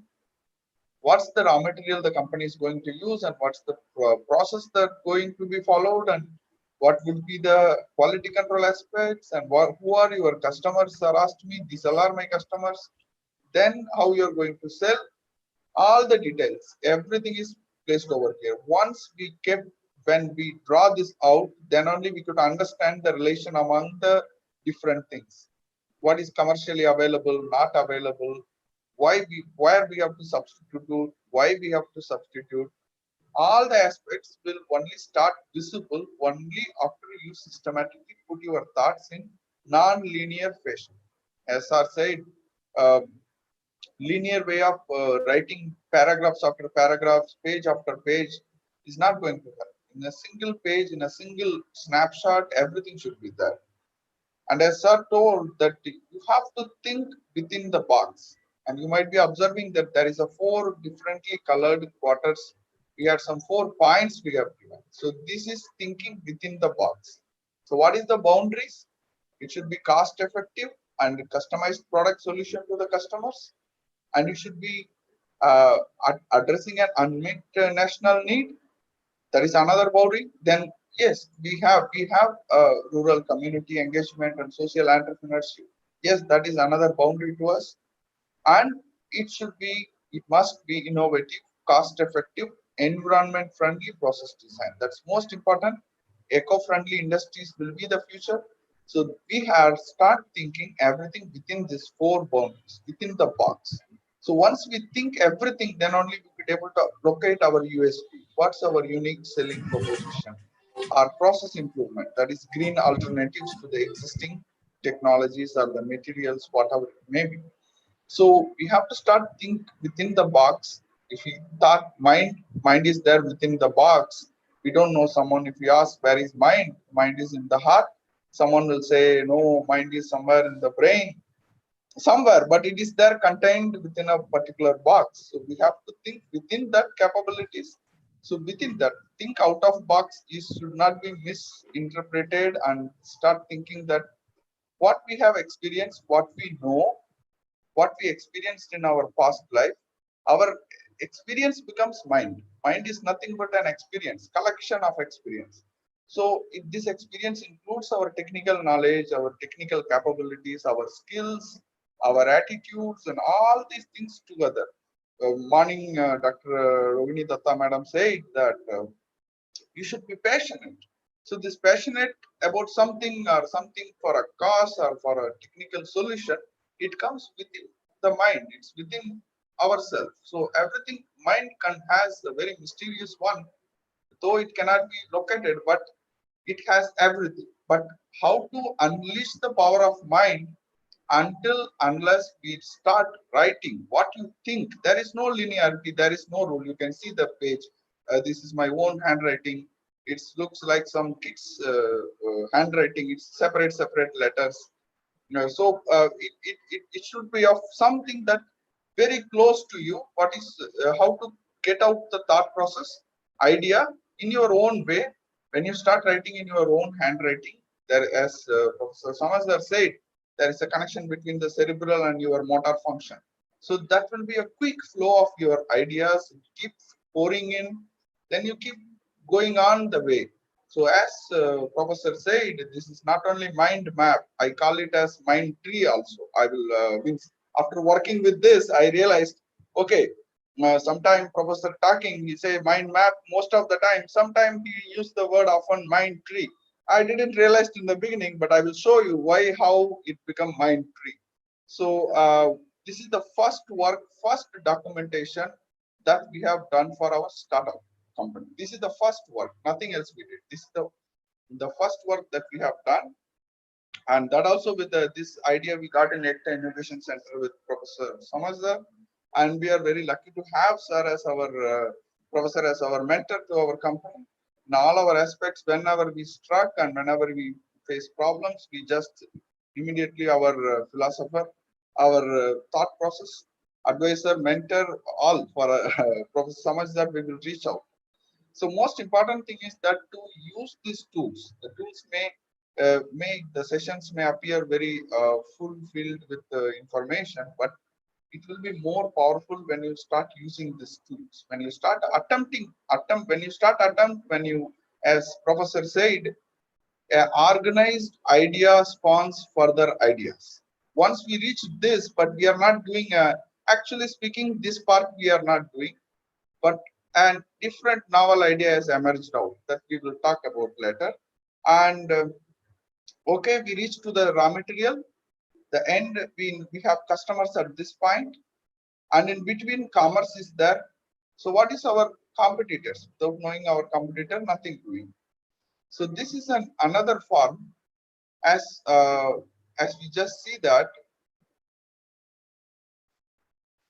until unless we map our competitors, we can't find out what we are really having the capabilities, our USP, unique selling proposition. So as once we have the competitor, this is called matrix, competitive matrix.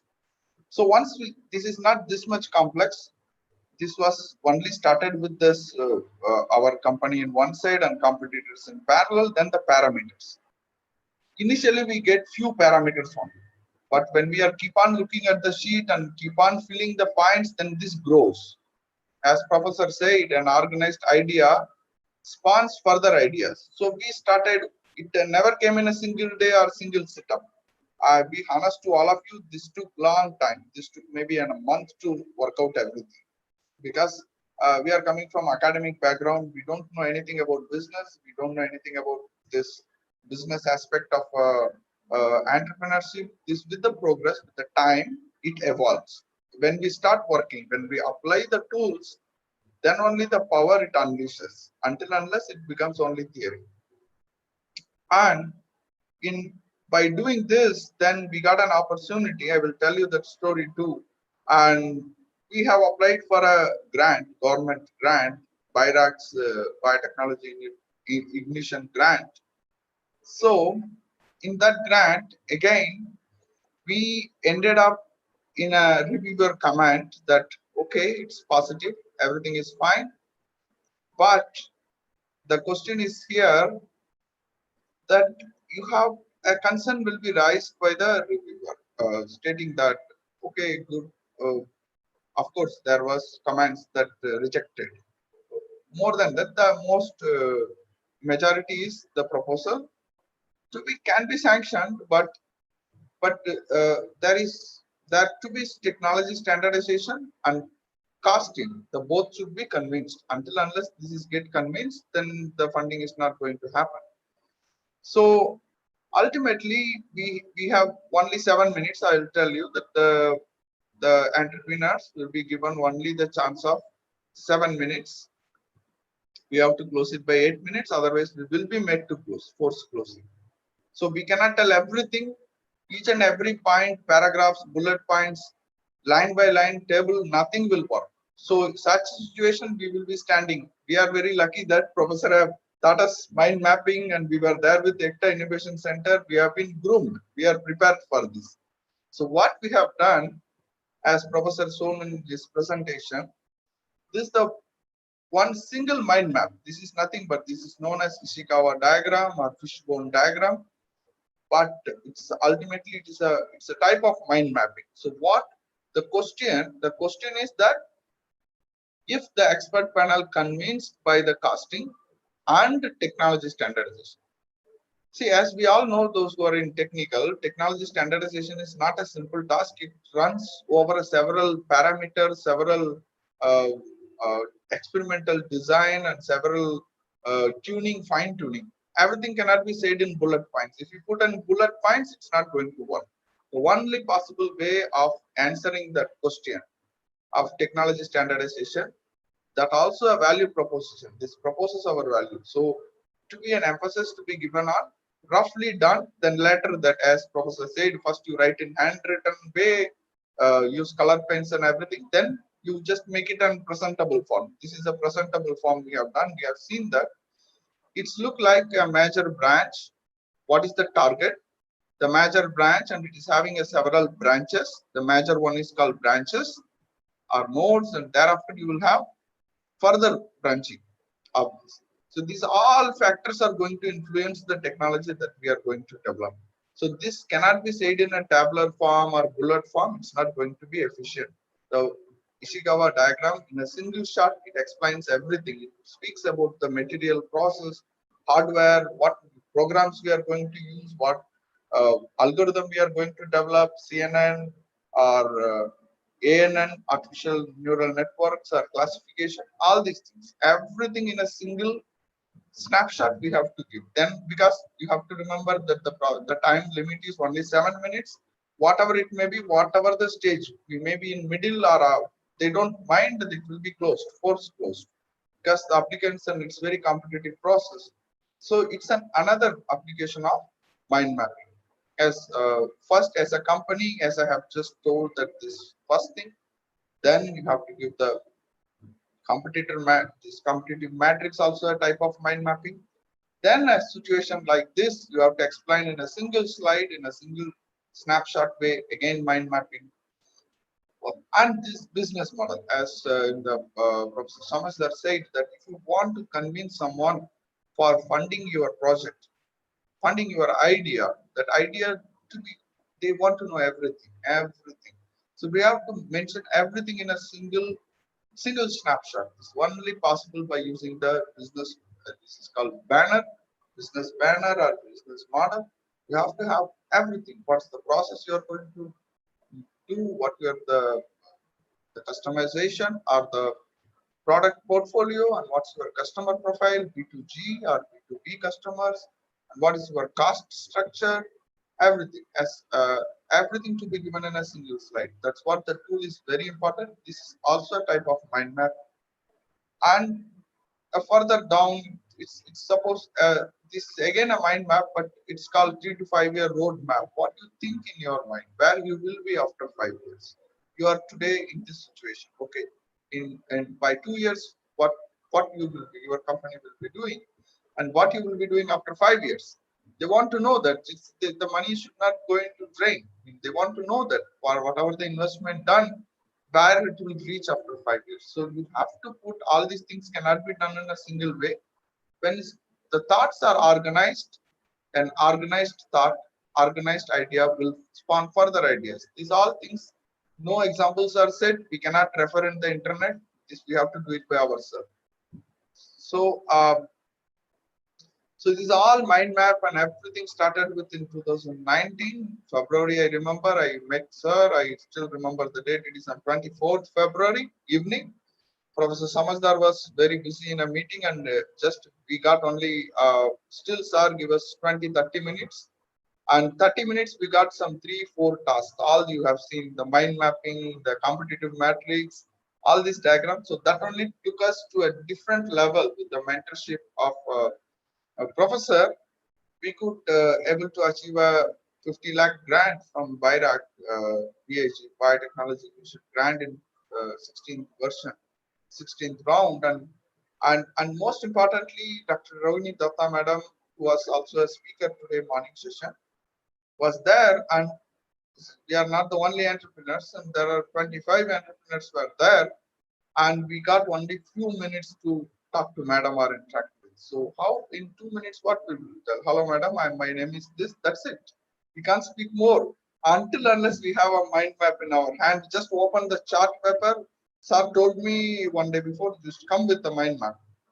Sir didn't say anything. You are coming? Yes, sir. Come with mind map. So I was saying, madam, oh, take out your mind map. Just I took out and I opened the mind map. Just 2 minutes is more than sufficient, because everything was there. Madam could see from one end to another end. It's a non-linear presentation. If it is a customer, madam want to know who is the customer, then we could show from the map. Who is your raw material? What is your process? Everything. So it's a fantastic tool. And as professor's presentation said that Steven Pinker's how the mind works. A picture is indeed worth 1,000 words. I borrow the word and I quote it. A picture is indeed worth 1,000 words, and the big picture worth 1,000,000 was the quote. But actually, a big picture is worth 5 million INR for us. That's what we got the fund. It's not a million; it's 5 million. So, so these tools are very exceedingly powerful tools, and it should be used. And we are very lucky that we come across Professor Samajdar as our mentor, and Dr. Rohini Datta madam also. So, so it's a very powerful tool until unless the power should be unleashed when you start using it, when you start deploying it in your small works. I will show you another example. The story is not over now. The thing is that the mind map again come into picture. Now we are in the selection of the materials, we are in financial due diligence, and you can see that we have going to build an instrument, a prototype, as we have certain components. Means without elaborating further, I just show you. There are, you can see, look at this, this the root of the tree. This is the tree. Let me use the word tree. It's a true, and we have branches like palm fabrication work is there, fraction collection, another unit is there. There are cameras, and there are LED lighting components, and there are development boards, hardwares. We call it hardware. That like computer have a hardware. So similarly, for an instrument to run, it's an automation technology. So we need development boards, and I'll explain you in the pump. The case of pump, it's a mind map. Nothing but what we are trying to do is the current work is for us is a quotation and selecting the materials and finalizing. So if we have pump, there are varieties of pumps are there: peristaltic, diaphragm pump, HPLC pump, so much pumps. One of the choice was valveless FMI pumps. That pump is very suitable for varieties of chemicals. Okay, we checked with the local distributor in Chennai that they're the India distributors. They quoted us a price of 1.7 lakh rupees, but it is exceeding our. We have first we have cut these branches because they are not compatible. So once we got into the desired material, we have further two branches here. One branch, the local distributor license we got for the India, and he quoted a price of 1.7 lakh for pump. We cannot afford it because budget crosses over. Okay, then what is the next option? We have nearest neighbor is the next option is to import it. So import has two options. One is directly to the company you can talk, and another way you can talk to some segregators like Sigma Aldrich, Cole Palmer. They are big chemical and instrument vendors. You can talk to them, and they are also selling the same material. Material is same, but now with them the price is almost similar what our Indian distributor quoted. Okay, what left out is import direct. Though there is no explicit information on the website of the company that they will sell direct. Still, we contacted them, and very courteous customer service they did, and we got a price quotation of the same product for 60,000 rupees. It's the quotation they have made $500 approximately. It comes around 60,000. Okay, now it's not over because of this import. We have further obligations like we have to pay duty to government of India, and we have to do the documentation, and we have to get the forward agents. So if we could start with the pump and we are ending with several process and crossing out one by one and come to a probable one, and even if it is at 100% tax and other costs, we are not going to pay 1.7 lakhs. So it is again 50,000 rupees is saved because of this logical thinking using even the mind map in purchase decisions. And another case, if you don't have mind map, you can't find out the interlink between the two things. For example, we have cameras to buy, and also at the same time we have development boards to buy. So we have to connect this hardware into this board, development board. So ultimately, we have decided on different development boards, Raspberry Pi, some of you might be using. It's open source, and NVIDIA also having a development board called Jetson Nano, and industry standards also they are having. So whenever you choose this, then it has interrelation with the camera. If you choose this, it will go to a different set of cameras, and if suppose if you are not choosing this and you are choosing this, then the cameras it will affect. And we have to understand that this also having this connection with the pump also. So interrelation and interconnection among the purchases, the raw materials, the thought process, you have to interconnect each other. If we are not interconnecting each other, if we don't have everything in a single page, we could not able to interconnect. We should not use a linear way of thinking. Linear way of presenting is okay, but linear way of thinking is not always okay. It will be always non-linear. Thought process is always non-linear. Mind is always very complex. That complex cannot be made into a linear fashion. You have to use mind map, and you have to use your own handwriting first before presentation. This was the case. So once you want to present it somewhere, or you can make it a digital version. So use your uh, handwritten material in a practical way. Let the motor cerebral connection be established, then the flow will be like electrifying. It will unleash the potential of your own mind. Means you don't realize that am I this? Today when I look back 2 years back, I'm thinking, am I this? I'm certainly not. I'm a teacher, a humble teacher, go to class, take medicinal chemistry classes in pharmacy, and I'm be very happy with students and other thing. I never know all these things are there inside me until unless you start deploying these mind tools and then try to unleash the power of your mind by using these tools. They're very, very powerful. And I thank for Professor Samaj, my mentor, for giving this opportunity to speak to the young faculty members and research scholars and upcoming entrepreneurs. I'm a faculty before, I'm a teacher turning entrepreneur. So there will be many such people should come.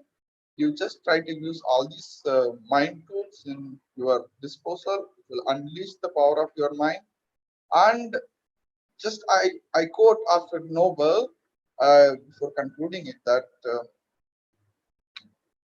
one can state without exaggeration that the observation of and the search for similarities and differences are the basis of all human knowledge.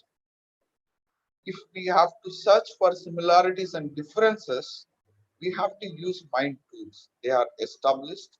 One of the mind tool is very powerful is mind mapping.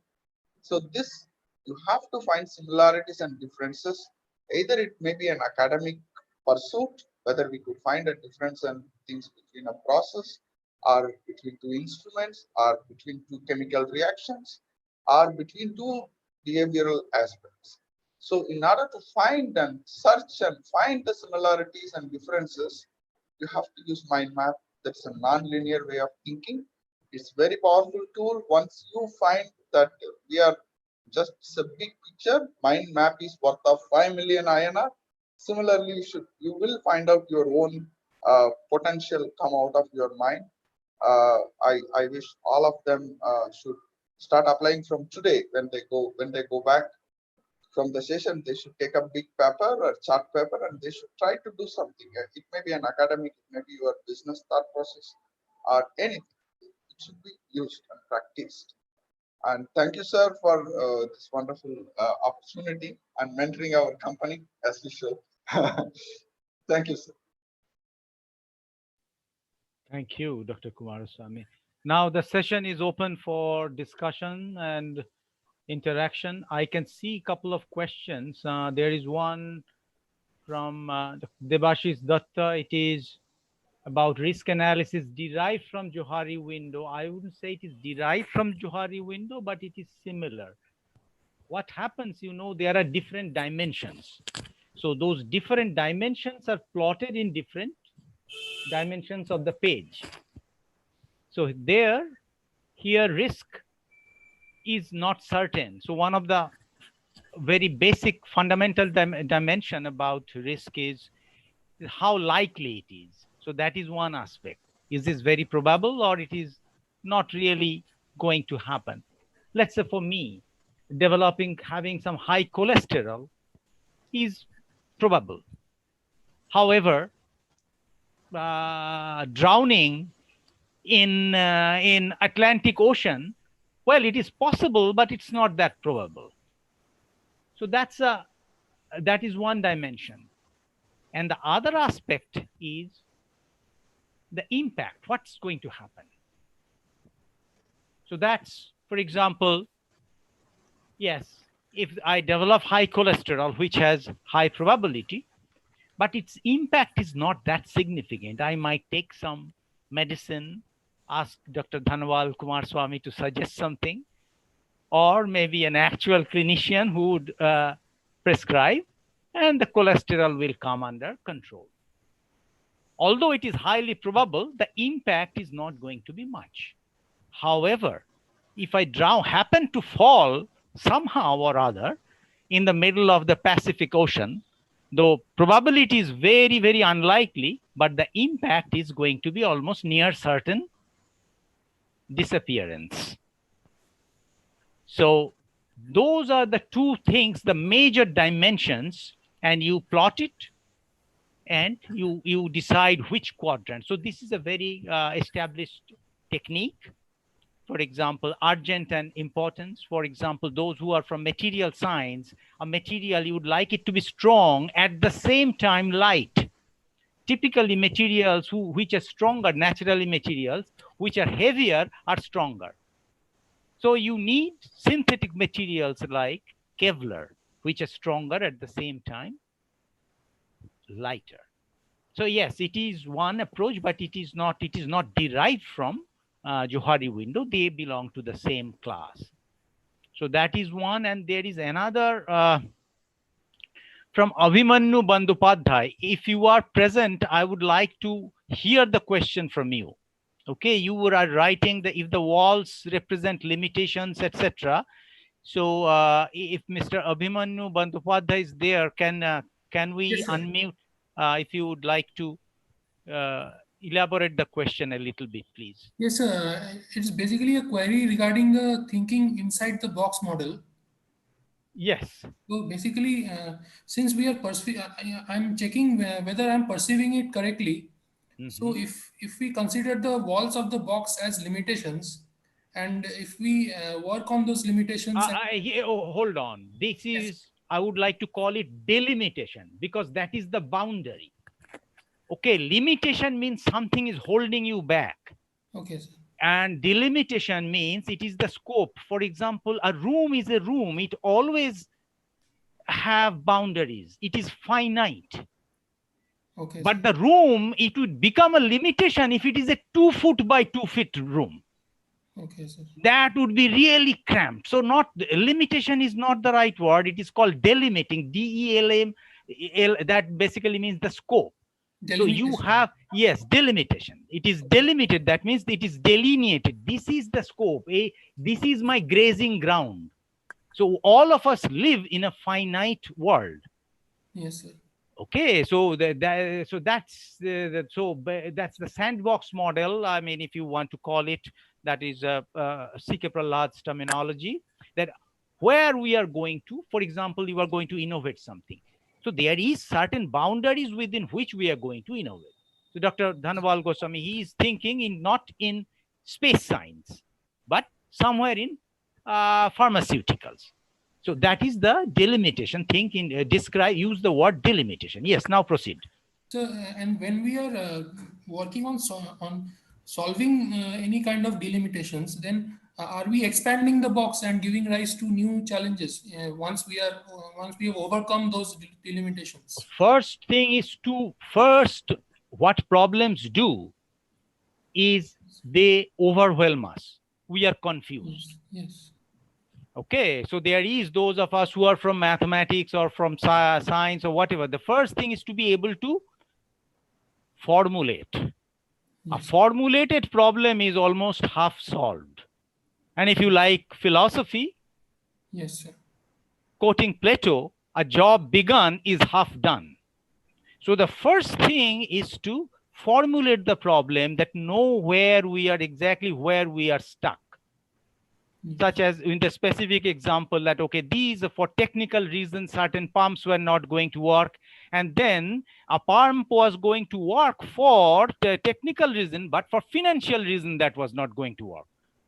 So then the commercial pathways had to be explored, like instead of doing buying directly from India, buying from India, you get the option that is being explored is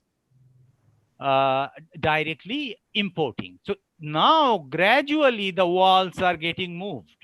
So you are discovering windows in the world, in the wall. That, there is a window out of which I can look out and see the morning, the sky and the light of the day. Yes. Okay, so that is, unless we specify where we are stuck, it is like I always say to my students, don't come to me, sir, I don't understand. No, come to me with whatever you understand. There must be something that you say, according to my opinion, this is the answer and that is why the answer is. Yes. Because that way, at least some path has been taken. And I can help that student with reference to that path, how to correct the course. So some compass has to be there. If you say, I don't understand, nor do I. If somebody comments, actually, that person is either all-knowing God or absolutely zero-knowing fool. If somebody responds to, I don't understand. So that's what happens, that you first have to find where you are to some extent. And then gradually, whether it is going to expand or windows and doors, what metaphor you are going to use, that is something different. I prefer windows and metaphors because those finite boundaries remain. Yes. But you are finding way out of that confinement. Okay, so the container remains, but you are flowing out of that container. Yes. Yes. Okay. Sir, Thank you, in order sir. to add, It was very resourceful, sir. Thank you, sir. in order to add to this one, sir, Mr. Abhimanyu, Yes, sir. as sir told, that sir has told, think within the box, right? Yes, So sir. think within the box means it is not limitations. First clarification is that that is your delimitation. Okay, Yes. your boundary, your boundary. Okay, Yes, sir. who gives the boundary? Say in our case with the biotechnology grant, this startup grant, the the four walls I have built in the presentation I have shown in the beginning, Yes, sir. first Yes, sir. slide. I was referring to that only, sir. Yes, Yes. yes. If you are there within this four wall boundary, then you are eligible for funding. You Yes. got my point? Yes, You sir. got my point? Yes. So this is delimitation. If you are doing something outside the box and you go and ask funding for that for your work, they will tell no, you are out of box. Means Yes. out of box thinking should be there, always there. See, we are making instrument. That instrument is completely out of box thinking Yes. as far as the current technologies are concerned. But the work that we are doing is within the D limits, within the boundary that hierarchies find it is important. They are going to fund you. Say suppose if you are looking for a medical grant or TST DBT grant, thematic grants are there. Thematic grants are there. They will tell you, see, your work should be of nanoscience. In nanoscience, it should be applicable to some materials, and within the material it should be eco-friendly material, and you have to make the process efficient. So if you have four or five, it not only like a square box, it may be a pentagon or hexagon like benzene. So these all are the factors and boundaries you have to touch, and you have to do your work within this delimitation. Then only you are eligible for applying to the grant, and you are eligible to get fetch the grant. Okay. Yes. So they should be taken as a delimits, and it should be taken as that to specify this is my grazing area, this is my boundary. That's very important. Otherwise, we will be get lost, right? Yes, sir. Start thinking means then you see that will take us to the moon, Mars, somewhere else it will take us. So so we have to find it our boundaries. We should be very clear that what is my boundary. So if you are considering a pentagon, Mr. Bandopadhyay, just give me a second. Okay, there is a question from yes, sir. Sarmista Das about free software. Madam Sarmista Das, if you search, you will find several. One is Meru, then Canva is there. You just do a bit of a search on your own on the net. And still, if you need help, I am going to be there all 5 days. I would get in touch with me. I can recommend some. You just this evening, you do some search, okay? And there are quite a few. And what Dr. Kumar Swami mentioned, it is really important to do it using your own hands, because that actually helps you focus. Otherwise, you would get distracted. The more limbs and more systems you engage in one task, the less distraction there is. Okay. So that was my comment to that written question. Now, Mr. Bandyopadhyay, please proceed. Yes, sir. Actually, there was one example about the using a pentagon model. So is it a bit more complex than the square one which was shown on the slide? No, you see, these are all, as you must have noticed that I quoted Mr. Einstein, that things should be made as simple as possible, but Yes. not simpler. So the square or pentagon, these are all representatives. These are metaphors. So these will differ depending upon the. Usually we do not deal with, there are those, that means there are multiple dimensions. Okay, but when we do experimentation, we would like to keep other things, ceteris paribus, all other things remaining the same. So Yes. you could do pentagon, etc., whatever it is. So it But depends that usually doesn't help. It usually, in the sense, it makes you look a little bit hip and smart, perhaps, but doesn't yield solutions. So it would perhaps depend on the use case. It Yes, yes, depends. Yes. yes. So proceed. Yes, sir. Actually, for example, I'm telling, for example, for funding, eligibility for funding, eligibility for funding. You think the eligibility, if there is a 5 point or 6 point is there to be an eligible, this project will be eligible for funding. There is a 6 eligibility criteria. Then the 6 things you connect means it becomes a hexagon. So every time you have to ensure that whether I'm within these 6 or not. So actually, I was thinking in terms of doing the research. Yeah, great. Applying this in.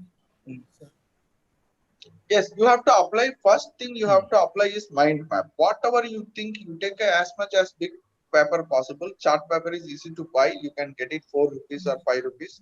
You start from the center, then you go wherever you like, right side, left side, up, down, whatever the way, and try to find the connectivity. Suppose you are trying to make a machine, a prototype, you need some chemicals. So material, the machine made up of materials, whether this material will become compatible with these chemicals or not. If it is not, then it will be like very interactive. The mind map itself will talk to you that whether I'm going in the right direction or not. What is the interrelation between these things? Compatibility. Then if it is like a tree, if suppose you cut a branch, what will happen? Another branch will grow. So naturally, if something, the branch is breaking, then another branch will grow. Then it will further expand to another branch. It's like a tree which is growing. Your thought is like your seed that you are putting into the soil. Then it will keep growing. Stem will be there, branch will be there, twigs will be there, leaves will be there. Then ultimately this mind tree and mind map will give you definitely fruit. Means it's very fruitful exercise. That once you start, you will realize. See, we started for our company, but we ended in applying them into the purchase. Ultimately, we started as sir said that sir want to explain everything, all about your company, A to Z. So for that we started. But ultimately, we are finding application into answer some reviewers comment. We have to give Ishikawa diagram, that is a mind map. Okay, we are going for a purchase. Then again, we are working it in mind map only. So something is what's the interconnection? If one branch is not good, we are removing another branch, it is giving up. So it's a tool, it to be utilized many applications, learning, teaching, student assessment. You can ask student that you don't write 15 mark question, 4 or 5 page. You just tell me everything in a mind map. This is the format, you explain all your concepts. So in a single A4 sheet, you have to complete and complete. See, we don't have time to check 20 paper per student. If it 20 student, it crosses 400 page. It's time consuming. So we can give small tasks to students also. So it's a very powerful tool. I think we have crossed the time. Thank you, sir. Yes, Okay, so 4:30 is long past. I appreciate the patience on the part of the participants. I now please the moderators take over and take us through whatever we need to do now. Sir, thank you for such a great speech. Thank you, Professor Shobhata sir and Dr. Kumar sir. In a very short period of the OA, you discussed about the bibliographic software like Zotero. I hope it will help our participants greatly. Now, also, sir, you tell us that mind map, not mind map, it's a mind tree. Somewhere you named as a mind tree is a visual tool for structuring thoughts. In our childhood days, we used to remember everything using this visual representation. So the thoughts or the ideas, that is the combination of ideas with proper action, like organizing, assembling, makes one successful in their own path. So every time we get new ideas from one's limitation and put it one by one with our new thoughts, that makes us continue moves towards our success. So thank you, sir. Thank you for demonstrating the use of mind mapping software tools and conclude with the account of a live case study. Thank you. Now I am requesting Shudhe Mr. Sir to for giving the vote of thanks. Sir, please.